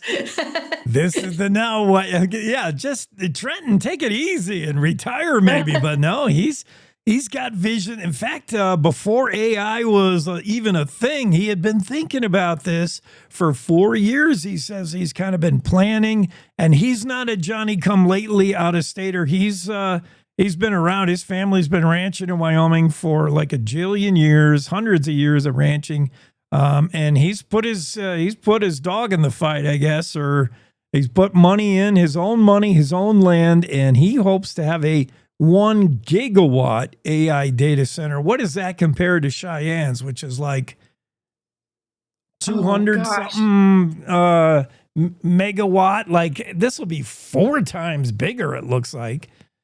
The Microsoft data center in Cheyenne is like 235 megawatts. Okay. So yeah. Not quite 5 times, but this is like the dire wolf data center compared to like the gray wolf data center. Yeah, it's a big deal. Now, is this in the pipe dream stage, design stage, or how far along are we? Is this happening? Yeah, I think his plan is to start breaking ground sometime this year. I don't know that I would say it's in the pipe dream stage. He's working with Morgan Stanley to find independent sources of power. He's got a memorandum of understanding with Oklo, which is Sam Altman's nuclear power company. He's hired the former CEO of BP, Bernard Looney, to help them select the right partners. This doesn't sound like pipe dream stage to me. It sounds like the stage where you go out and find investors to put money into your idea and make it happen. You know, and obviously he's already got some investors, or he wouldn't be able to hire someone like Bernard Looney to come work for him. So he's putting the band back together. Yeah, he's putting people in the room. This looks like pretty cool. And what might it mean for when we talk about different regions of the state? I bring it up because Trenton brought it up. He said we've got things going on in the southeast part of the state, but the southwest part of the state, other than Terra Power, maybe doesn't have anything like that. I mean, that's a big. It's almost Utah North, Utah Northeast. When you think about that Evanston area, and that could be prime for. This could be the anchor of what is a whole tech scene. Is this going to be the next Seattle there down in Evanston? I don't know. Well, I don't know about that. But it is very interesting to see that develop there. It's not where you would think it would happen. Most of these data centers cluster along I-80. That's because of that trunk line that runs along there. Yeah. They also have great, big, huge power demands. The fact that he started early on his idea, and that I think it's really interesting because he came from equity. And if you're in the equity sector, being early is the same as being wrong most of the time, 9 times out of 10. Well, this is that one time in 10 where you're not wrong. You're prescient, I suppose. He was building a data center that would be water cooled. And a lot of the investors he approached were just like, well, good luck with that, but nobody needs that kind of infrastructure right now. So no thanks. Right. Yeah. But now with AI, everybody wants that kind of structure. And so he's positioned with what these guys are hungry for. He has his power request in ahead of everyone else. Utah Power is spoken for until 2030. So, he's got something pretty cool there in Evanston that's got the power that people want that they can't get. They literally can't get it right now until 2030. Yeah, the idea that came out of the mind of Trenton Thorncock, CEO of Prometheus Hyperscale, is an idea that's ahead of its time. He even said that. I've been ahead of the curve on this, but maybe he's perfectly timed. It's all coming to him right now. Interesting story, Renee. Thank you. Let's go on about face from all the business and data to just doing a little day drinking with Butch Cassidy. What do you say? Today, by the way, everyone we've had on the show today, Renee, with the exception of Mark Hines, the outlier, we've all decided, Jen Coker, Jackie Dorothy, we've all decided that today's not a day to work. It's so beautiful out. Don Day has cooked us a gorgeous day outside. We're just going to all walk off the job site today and go outside. Don't tell Greg that. Mark says he's going to pick up the slack for all of us. So let's go. We're all going to go outside and we're going to go to a bar maybe that Butch Cassidy drank at. There's so many places in Wyoming that love to attach the name Butch Cassidy to their place. Butch Cassidy slept here. He robbed a bank here. He danced here. But how many bars say that Butch Cassidy drank here? It seems like a marketing tool. Yeah, I would think so. I had to do quite a bit of work to even do this story. The historians I talked to were like, well, I don't know if Butch Cassidy even drank. Maybe he wasn't a big drinker, People like Queen Anne Bassett in her memoir claimed that she never saw Cassie drunk nor wearing a gun in sight. Of course, she also claimed to have no knowledge of his deeds of outlawry and that he never lived in Browns Park after he was wanted by the law, even though her sister admits that they did help Cassidy hide after a rich uncle died. Rich uncle's dying was kind of a euphemism for robbing a bank or a train. Yeah. So obviously they knew about the outlawry, and I'm sure that so I kind of take her comment with a grain of salt or two. But so, to figure out if he even drank, it was like a needle in a haystack. I'm looking at stories, I'm looking at anecdotes.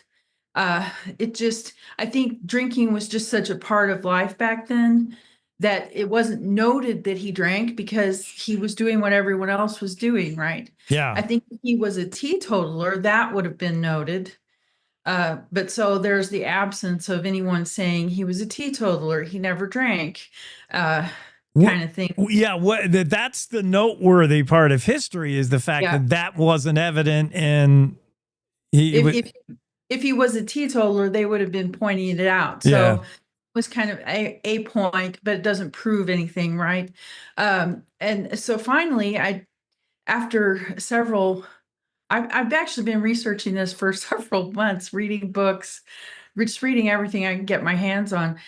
One little sentence in one huge book about how he was cited in Sheridan for an incident of public intoxication. And I was like, oh, this is it. If I can find that, it didn't have a date. It just was a mention. Like I said, one little sentence in a huge book. So I finally found that citation reported in the January 12th, 1893 issue of a Sheridan newspaper.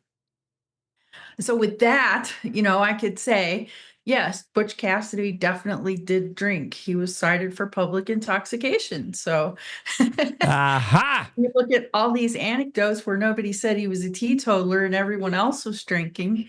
And so, it seems pretty, and acting in ways that would be kind of, indicative of, I've had a little too much to drink. Yeah, you had evidence that he at least drank once, if that was the only thing. Yeah, we know that much. I mean, putting some rouged ladies in a stagecoach and then hopping on top and driving down the street while shooting off your 6 shooters before crashing into something that just pretty much does sound like a drunken escapade, right? even bank robbers need to blow off a little steam. I'm sure when he robbed banks, he was stone cold sober. He wanted to be at the top of his game. But yes, on a night off, you gotta relax a little, like we're all gonna do today. Even bank robbers have nights off. Right. And then the other half of it was, what would he have drank if he were drinking? Would he have drank? And so that was a whole separate research project in and of itself. And I think personally that this is just speculation, right? There's nothing that says what he drank, but I did find the 2 anecdotes where whiskey was mentioned. The one with the widow up by Matizzi, and she served whiskey with dinner sometimes. In the West, it was pretty common, if you had a guest, to offer them whiskey. That was just, if you didn't do that, they would think you were mad at them. Sure. Right. So I have to believe that he drank whiskey. Well, in the same way that Butch Cassidy kept running across dead rich uncles, you spent a lot of time researching this story for Pine Bluffs Distilling and the whole Drinking Wyoming project. Research involving drinking at bars that may have been home to Butch Cassidy. I don't know. The research sounds tough here, Renee, but I'm glad you stuck with it. You found the end of the rainbow and the end of the story, despite all that tough research. Well, that part was really lucky because I went to the Sheridan Inn to do an Eating Wyoming. That turned into a ghost story. But while I was there, they were telling me how they had 30 different whiskeys to try. And I thought, I think that's probably the most number of whiskeys I've heard of in a bar. Yeah. And so this is also a Drinking Wyoming at some point. So I did get some whiskey and take pictures of it, thinking, future Drinking Wyoming story. And then when it turned out that Sheridan is where Cassidy was cited for public intoxication, it just kind of came together. Jackpot. You just fell right into that. Perfect. Anytime we hear of, Butch Cassidy and the whole outlaw stuff of Wyoming, it's always exciting, always fun. 2 different stories from Renee Jean that couldn't be more different. The AI data center and outside of Evanston proposed there in Drinking Wyoming with our buddy Butch Cassidy and his rich uncles. I love that. The new euphemism for bank robbing. That's what they called it back in the day. I like it. I'm going to get Abby into the room, and we're going to do our Ask Abby segment. Renee, have a great day. Don't do any work today. We're all walking off the job in solidarity. I'm touring a greenhouse and a shipping container. Oh, well, I'm calling that work. That's okay. All right. That'll be kind of fun. All right. We'll see you later. Okay. Renee Jean on the show. Thank you so much. Cowboy State Daily. Let's take a quick break. We'll get right back in here with Ask Abby. And the Ask Abby segment, always fun, always entertaining. To the Teton Range, Cheyenne to Sheridan, Rawlins to Ralston, Cowboy State Daily Morning Show covers the state like no other radio show or podcast. We love Lovell. We're eager to share the stories of Story Will Crow About, Crowheart, and Yodel Over Yoder. Whether you make your home in Sweetwater, Chugwater, Powder River, or Green River, the Cowboy State Daily Morning Show will make you feel right at home. Jeffrey City, Atlantic City, we see you. Little America, Big Piney, you're on our radar. Howdy, Wapiti, Meeteetse, Shoshone, 10 Sleep, good morning, welcome, Torrington, Riverton, Wheatland, Lusk, Lingle, Lander, Timber, Casey, Kerwin, Moorcroft, Mountain View, Moose, Fort Bridger, Fort Laramie, Fort Washington, Hannah, Hudson, Hewlett, Dayton, Daniel, and DuBois. We are east of Weston, west of Midwest, north of Newcastle, and south of Sundance. Border to border, we love Wyoming and every one of its communities, bar none. This is the Cowboy State Daily Radio Network. Meet Norm. He lives with anxiety, but with the help of this latest innovation from Be Normal, he can be normal, just like everyone else. With the swipe of a finger, you can project happiness, confidence, machismo. Why settle for being real when you can be normal? The Normal Maker, new from Be Normal. This item doesn't really work because there's no such thing as normal. We're all different. What we like, how our brains work. In fact, 1 in 5 of us live with mental illness. Don't filter who you are. Start by talking to someone you trust. And remember, there is no normal. Nestled between Casper Mountain and the North Platte River, you'll find the heart of Wyoming. With a bustling downtown centered around our outdoor haven, Casper is for adventurers, freedom seekers, and rule breakers who find beauty off the beaten path.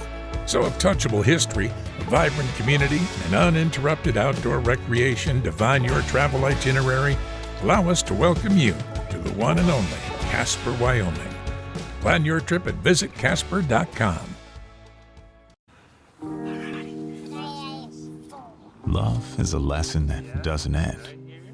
It knows no conditions, so you better buckle in. Love keeps you on your toes. It never stops, only grows. Love isn't easy. It's a commitment. Especially when they're being their most resistant. Love is being prepared for the journey ahead. Love doesn't let any concerns go unsaid. Love is finding the right seat so you can take a breath. But remember, love isn't lax. It always double checks. Check that your kids are in the right seat at nhtsa.gov/the right seat. Love protects.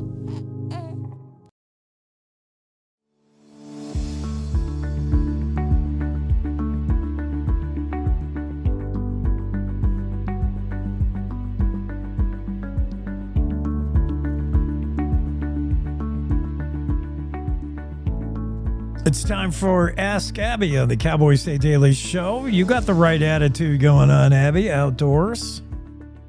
I didn't realize that the music playing, that was so gentle. Should be more aggressive. What is your play? Did we establish a play-in song for you? I don't. No, it's always different, but that was That's too scary. This is gentle too, but it has a. Abby's outdoors, and we're walking off the job today, Abby. If you weren't listening earlier, we are. Don Day's going to get us all a note, a doctor's note from the weather guy. And it's going to claim, so-and-so, please excuse so-and-so from work today. I've made it too beautiful. 67 and sunny just about everywhere across the state with nary a blow of wind. Jen Coker, Jackie Dorothy, we all agree, except for Mark Hines, that we're not going to labor today. I'm going to labor outside. I think Jackie likes to labor outside as well. That's what she said. Yeah. That's my MO. If it's nice enough, and then I'm going to sit outside. Okay. I like that vitamin D. Yep, it's good for you. Straight from the God. You know what I mean? Oh, I like that. I got lots of vitamin D, as you can probably see, in Mexico. I was taking it with a shot of tequila every now and then, but lots of vitamin D. It was, 2 weeks of sunshine. And Wyoming, take advantage of these days, especially in April when you never know. April showers and all that. Yeah. I need to ask everybody this week, just because it seems, for me, it's the story of the week. And I asked Bill Sniffen, I talked to Mark about it, I talked to Andrew, who wrote the story, the whole dire wolf thing. And I know there's a lot to it, but we heard about Colossal Biosciences announcing earlier this week they had managed to successfully, I don't even know what you call it. Successfully clone or resurrect or de-extinct, whatever is the proper de-extinct a dire wolf. There's some folks, scientists who know a lot more than me and you and Andrew, who say, wait a minute, this is not really a dire wolf. But let's say they have done it, and they have scraped off DNA from the fossils of long extinct dire wolves 10, 12, 13,000 years ago. Yeah. And they've mapped the whole genome, and they've made a dire wolf. What are we going to do with it now? We are going to introduce it to California. Nature. California, yeah, exactly. Yeah. Yeah. And no, I don't know. I think it's wild. I mean, it's all over the place. It's all over my news. Yeah. How their names, how funny. You know their names, right? Remus and who else we got? Romulus. Remus and Romulus. Yeah. Right. Yeah, it's kind of crazy. It definitely opens up like a can of worms.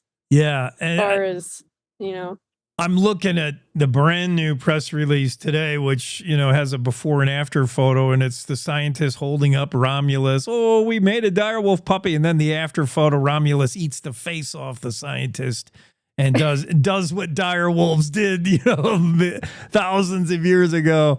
I know. It's just so weird because there's so many implications. Like, it's so crazy to think that scientists can do this now. They can take, here's a woolly mammoth. He's been frozen under the tundra under the ice for, millions of years. We can scrape some cells off him and make another one. Like, can scientists do that? I guess so. Like, they're doing it. Then they're going to start doing that with humans, and it's going to get weird, like cloning humans or something. Well, I mean, to me, that's what makes it fascinating. The ethical implication, like, just because we can, should we? It's just so freaky. Yeah, it is. It is pretty weird. And then I saw, because direwolves are a big thing in Game of Thrones. Are you a Game of Thrones guy? I'm not, but I understand that. Yeah. Yeah, I'm kind of into the Game of Thrones thing. So when I saw that, I was like, "Whoa, this is gonna like freak out all the Game of Thrones people." And so the George R.R. Martin, the guy that wrote Game of Thrones, got to like hold the puppies. Yeah, so that's and he was excited about it, right? He's like, "Oh, this is cool." Yeah. Well, yeah. So I don't know. Careful what you wish for. Game of Thrones is one way the dire wolf went, but then we've all seen the Jurassic Park franchise, and we know how this goes. When mankind starts tinkering around, we're going to mess it up somehow. I know, it's true. It's like we just need to, worry about other things. Like, let's fix healthcare. Can we do that first? Yeah, I did see.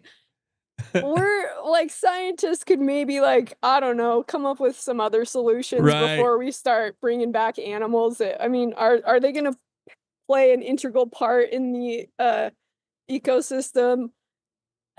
I don't know. Like, where are we investing our energy right now? I don't saw know. the exact same comment in an X comment from a user, a listener who said the same thing. Oh, we can resurrect the 10,000-year-old dire wolf, but we can't cure cancer. I mean, where are we putting our energy? Like, really? Yeah. Although, you know, to the credit of Colossal, the company that's working on this, the main intent, the end goal was not necessarily to release dire wolves into Boulder, Colorado, although that would be a fun thought.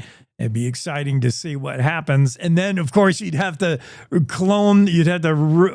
de-extinct the saber-toothed tiger when you found out that nothing kills the dire wolf and it was eating babies, and you got to bring back the Tasmanian tiger or whatever. Yeah. But the real achievement is the mapping of the genome and things that scientists may be able to learn while they bring back these prehistoric animals. I guess that's the true intent. And hopefully a cure for cancer. Let's extinct the mosquito. Yeah, right.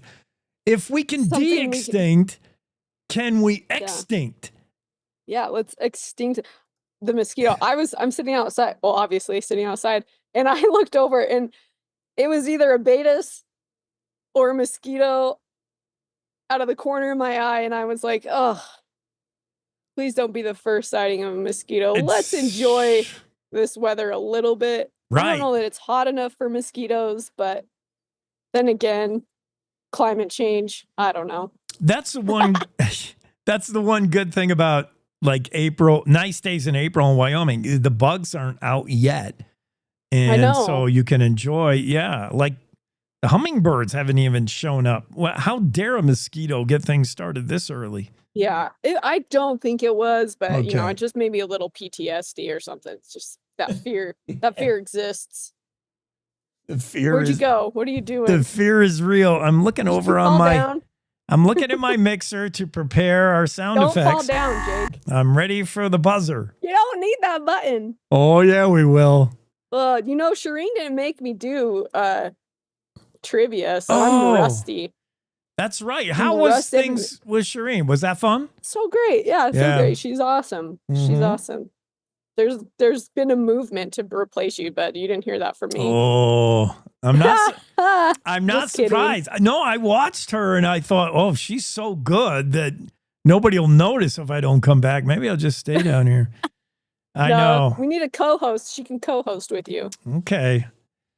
Yeah.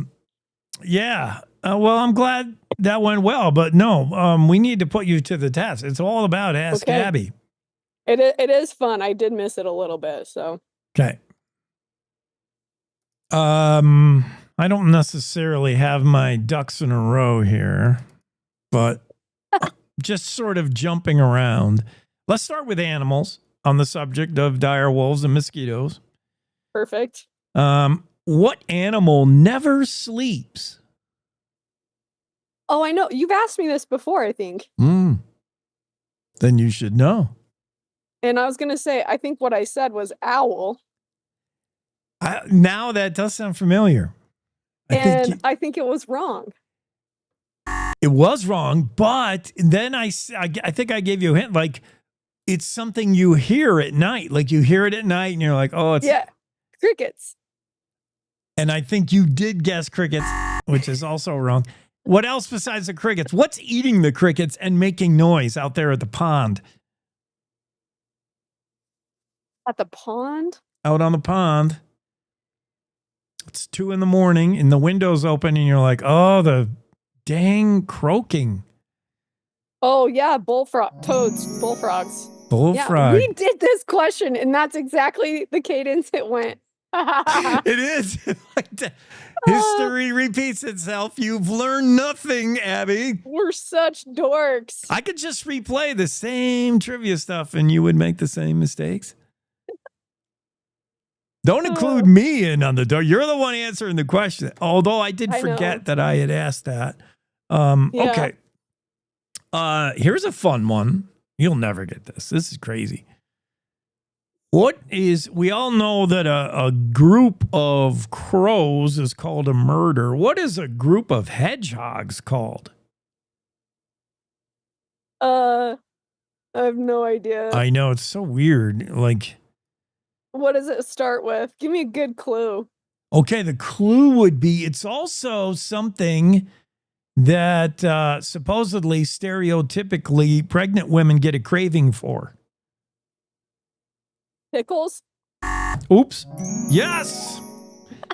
No way. A group of hedgehogs is called a pickle? I swear, it's called pickle. Well, according to the interwebs. That's hilarious. Which has been known to be wrong, but yeah, pickles. You're like, hey, look at that pickle of hedgehogs over there. I love that. Okay, let's turn our attention to the sloth, which we know is the sloth is very slow in everything it does. Yes. Why did the sloth cross the road? We've all forgotten because it began crossing the road months ago. The sloth is really slow. And so when a sloth gets a bellyache, let's say, and the sloth thinks to itself, oh, I got a stomachache. What did I eat yesterday? No, the sloth would say, what did I eat? How long ago? How long does it take a sloth to digest its meal? 3 days. Even longer. A week. 2 weeks. Wow. Yeah, sloths are so slow.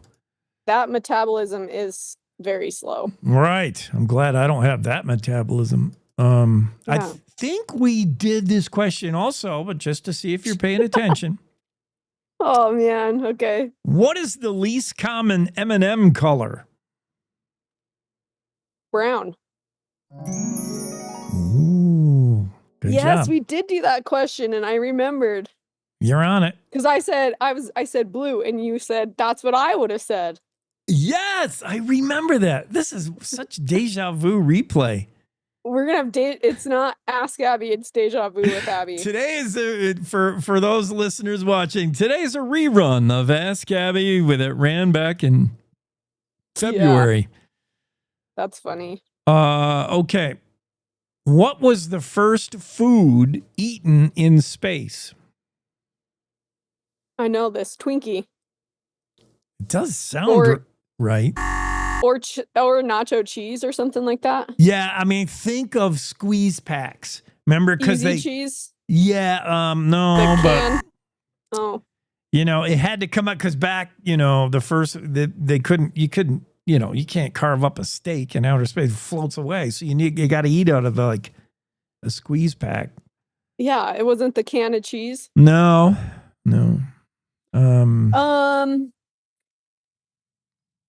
I don't know. Crisscross. Oh, applesauce. Applesauce. First food eaten in outer space. I know we've done this question. I think you'll get it because I think you'll get it. The most frequently ordered item of food in the U.S. And I'll give you a hint. I think you incorrectly guessed like hamburger, which I would have said. Yeah. Yeah. We did do this question.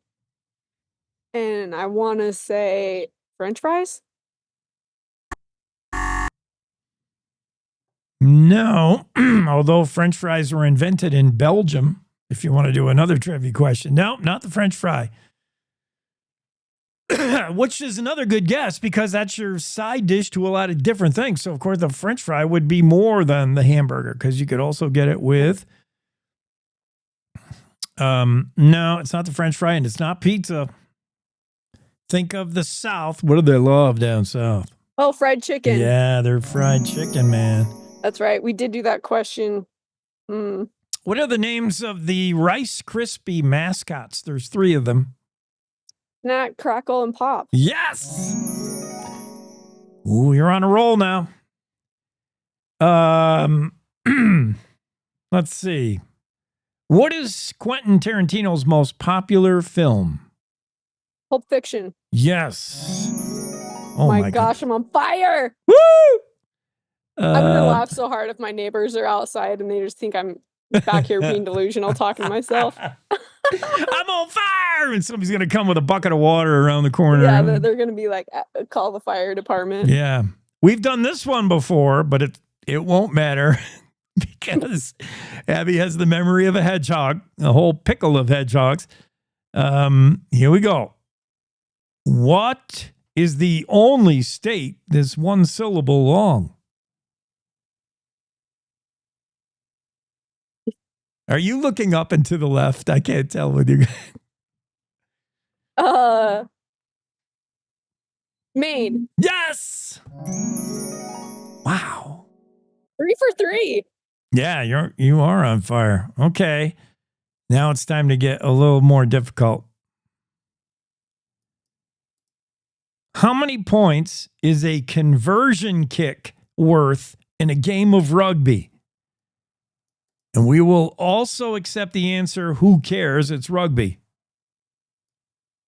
I would say maybe just 1. No, okay. Conversion kick. They sound important, sort of.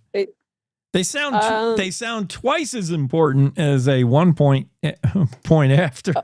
So 2? Correct. Yes. There were 2 points. Why don't we care about rugby? I like rugby. Yeah, but it's rugby. Do we even know what's going on? All I'm saying is, even if you do enjoy watching it, like, unless you're from New Zealand, don't pretend you even know what's happening. It's just a whole bunch of guys in this scrum, and then somebody with impregnated football comes out of the pack and gets wailed on. Our women's the United States women's rugby team is like BA, man. The Olympic like women's rugby. Yeah. And I think they're like pretty legit. Oh yeah. I wouldn't play with them. So we care. We care, Jake. Okay, we do, and you know who else cares is Megan Degenfelder, superintendent of public instruction. She coaches rugby at UW. Did you know that? That's right. Yeah, oh, and she's we love tough. Megan. Yeah, so I would not challenge Megan. She's got great hair and great nails. Yeah, always. And how do you maintain great hair and nails as a rugby player? That can't be easy. I don't know. Let's get her on the show and ask her. How do you do it? She puts it on. She's like the new American woman.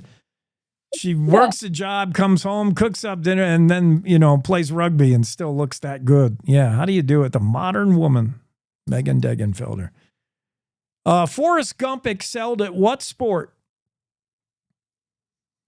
Well, there were several. Ping pong. And football. Yeah, I didn't know. I've never seen that movie, so I don't even know whether the answer is right or not, but I have ping pong. I think you asked me that question already. No, really? I think so. Okay. We'll go to the archives. Let's go to the videotape. But you need to watch it. The movie? It's a good movie. Yeah. Yeah. It's really good. I don't know. It's got great quotes. Mhm. It's a beautiful story. Mm-hmm. Jenna. He loves her. I've never seen Hoosiers either, and everybody's like, "Well, you got to watch that." Right. Okay. What? Okay, here we go. Our final question, because I don't have that many. What animal has the highest blood pressure?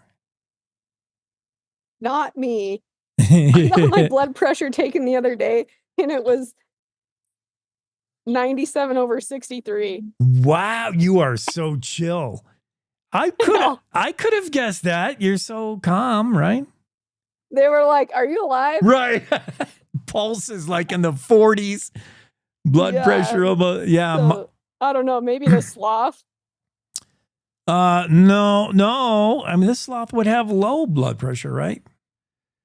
Yeah. Oh, you said high? Yeah, the highest. The now, high. Oh. now, a cheetah? Yeah. No. Let me give you a clue. It's not an animal that has high blood pressure because it's necessarily like fidgety, like a hummingbird. The human? Right. It doesn't have high blood pressure for the reason humans do. Like they have 5 kids and they're constantly running with their blood boiling. No, it's an animal that needs high blood pressure because it has to push blood to its extremities, which are an octopus. A giraffe? Yes! A giraffe. Think about getting blood to its brain all the way up that neck. Yes, a giraffe is what I have. Yeah. Excellent, Abby. So are we going to work today or not? We're going to work outside. Is that what we decided? Yes, we'll be working outside. You probably have to stay inside for the next 10 minutes, and then you probably can go outside. Thanks for that. I will. Did you ever get your cat back, by the way? Did you just leave it wherever?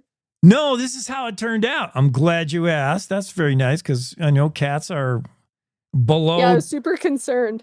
They're below dire wolf on your list of pets I adore. There's the dire wolf. The cat is below that.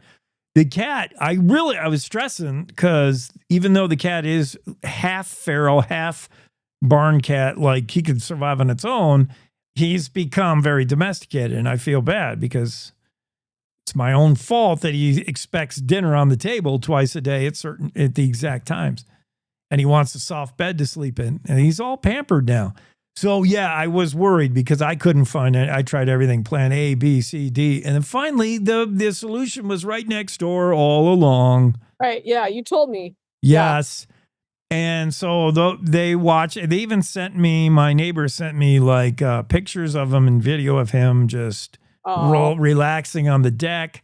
Apparently, he did meow loud outside the door, which never got opened. But when I came back, there he was. Trotted right up on the porch. Yeah, and he's like, where have you been? Yeah. And he's over there sleeping on the couch right now. He is much more nervous this whole week. Every time I leave a room or leave he's like, oh, is this for 2 weeks or 2 minutes? Yeah, so he's underfoot. I'm a little offended that he is asleep during the most popular segment. I would be too. So, yeah. I'll have a talk with him. Yeah. Better than taking it personal. No, don't. This is our highest rated, most popular segment of the Cowboy State Daily Show. It's not the cat's fault. I'd rather have the cat sleeping during this than bugging me by meowing. Like, this is much better. Yeah. Okay. Abby, thanks. Well, have a wonderful day. Thank you. You too. Get that vitamin D from GOD, and yeah, that's great. Thanks, Abby. Abby joining us on the Ask Abby segment every Thursday. You don't want to miss that. Our highest rated, most popular segment on the show. It's fun. And now you see why. She did pretty good on the trivia, actually. We'll be right back. Our final break on the show coming up now. See you in 3. Stay there. Wyoming is the Cowboy State. From corner to corner, there are so many stories to be told, and more cowboys and cowgirls are turning to the Cowboy State Daily News team to keep them in touch with what's happening both locally and in other parts of Wyoming. I'm Riley Strand, videographer and production assistant for Cowboy State Daily Video News. We're proud to bring the most important stories to our viewers every day. The stories that start conversations, the stories that make us laugh, the stories that make us think. Our experienced journalists at Cowboy State Daily are crisscrossing the state every day, talking to those who know the news best. Every day, host Wendy Core and I talk to the reporters who are covering the topics, issues, and people that are important to Wyomingites. And in our daily newscast, we bring you those stories. Tune into the Cowboy State Daily video newscast every morning, only on cowboystatedaily.com. You're listening to the Cowboy State Daily Radio Network. Wyoming is a place of unlimited potential, a place that inspires us to dream. Since 2014, Wyo Lotto has given back over $180 million to our great state through transfers, winnings, commissions, and more. Dollars that have gone directly into your cities, towns, and counties. Dollars that have changed lives and set dreams in motion. Thank you, Wyoming. for a legendary 10 years. We can't wait to dream up what's next. Year after year, we continue to serve new neighbors across our state. For over 40 years, our trust and wealth management services have grown our roots in Casper. And now we're excited to have offices in 3 Wyoming cities. We're here to help you achieve your financial goals and provide the kind of service that you expect from a Wyoming business. Because at Hilltop Bank, community means Wyoming. One more time before you wake up in the wild. In your eyes, I see a flower slowly dying. Together with the Nature Conservancy, you have the power to make a difference. For unspoiled nature, for beautiful wildlife, and for people everywhere. Together, we can find a way to ensure that all life on Earth can thrive. Oh, in the wild, you're gonna make it. The moonlight is here to take you. Our natural world needs us now. Every day, we lose more lands, waters, and the wild species that depend on them. To learn more, visit nature.org today.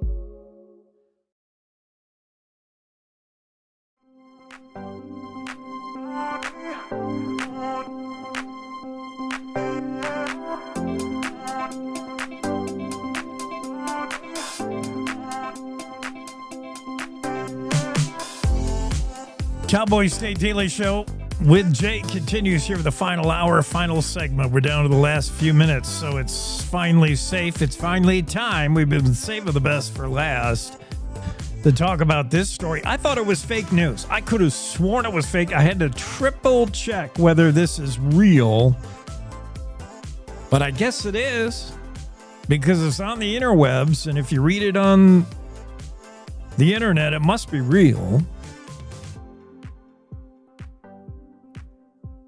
President Trump plans to lift water curbs to make America's showers great again.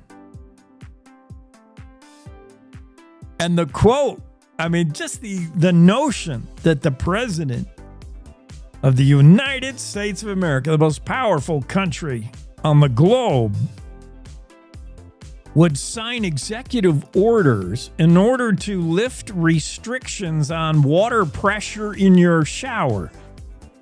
Particularly California. The state of California has real tight restrictions on how much water is blasted out of your shower. Trump directed the Energy Department to rescind a rule that began back in the Obama administration. It was brought back by the Biden administration that limits the flow of shower heads on the market to 2.5 gallons of water per minute. That kind of water flow isn't enough for Trump's beautiful hair. He actually said that, which again made me think this got to be fake news. The quote from President Trump in signing this order was he wanted to make sure he could take care, quote, take care of my beautiful hair. Can't make this stuff up.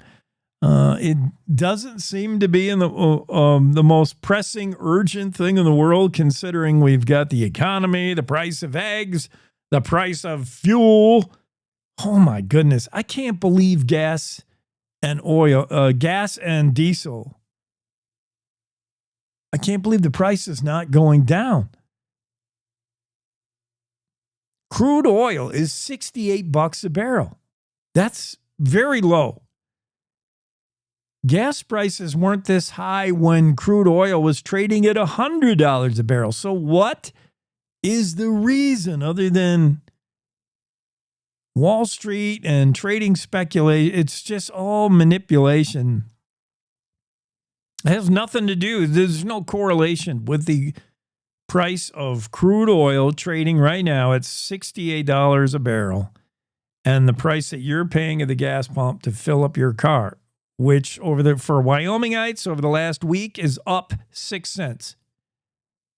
That makes no sense. 6 cents increase at the pump when crude oil is plummeting.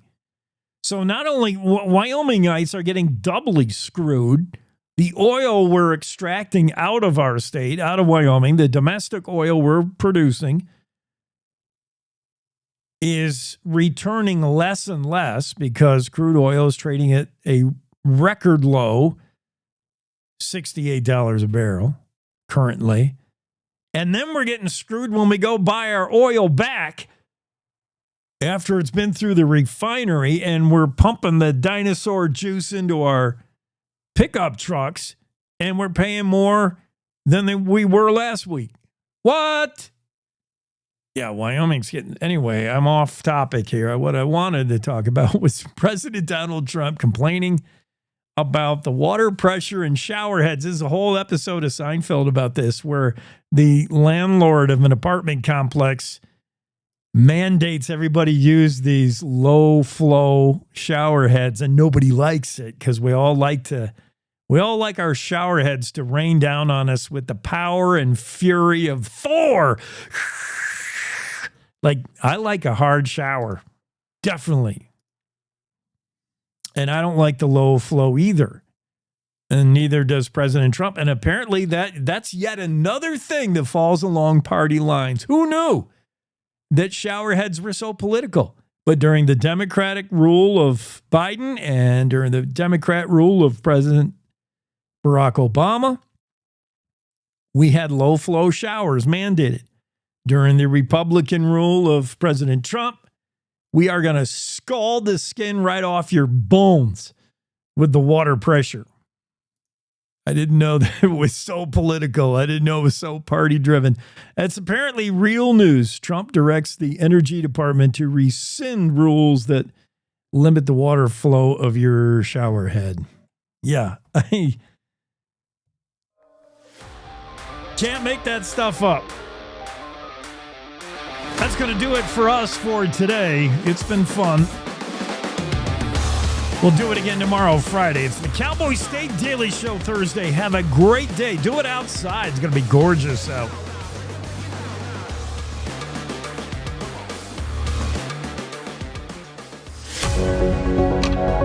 Good morning. This is the Cowboy State Daily Morning Show with Jake. The new way Wyoming wakes up.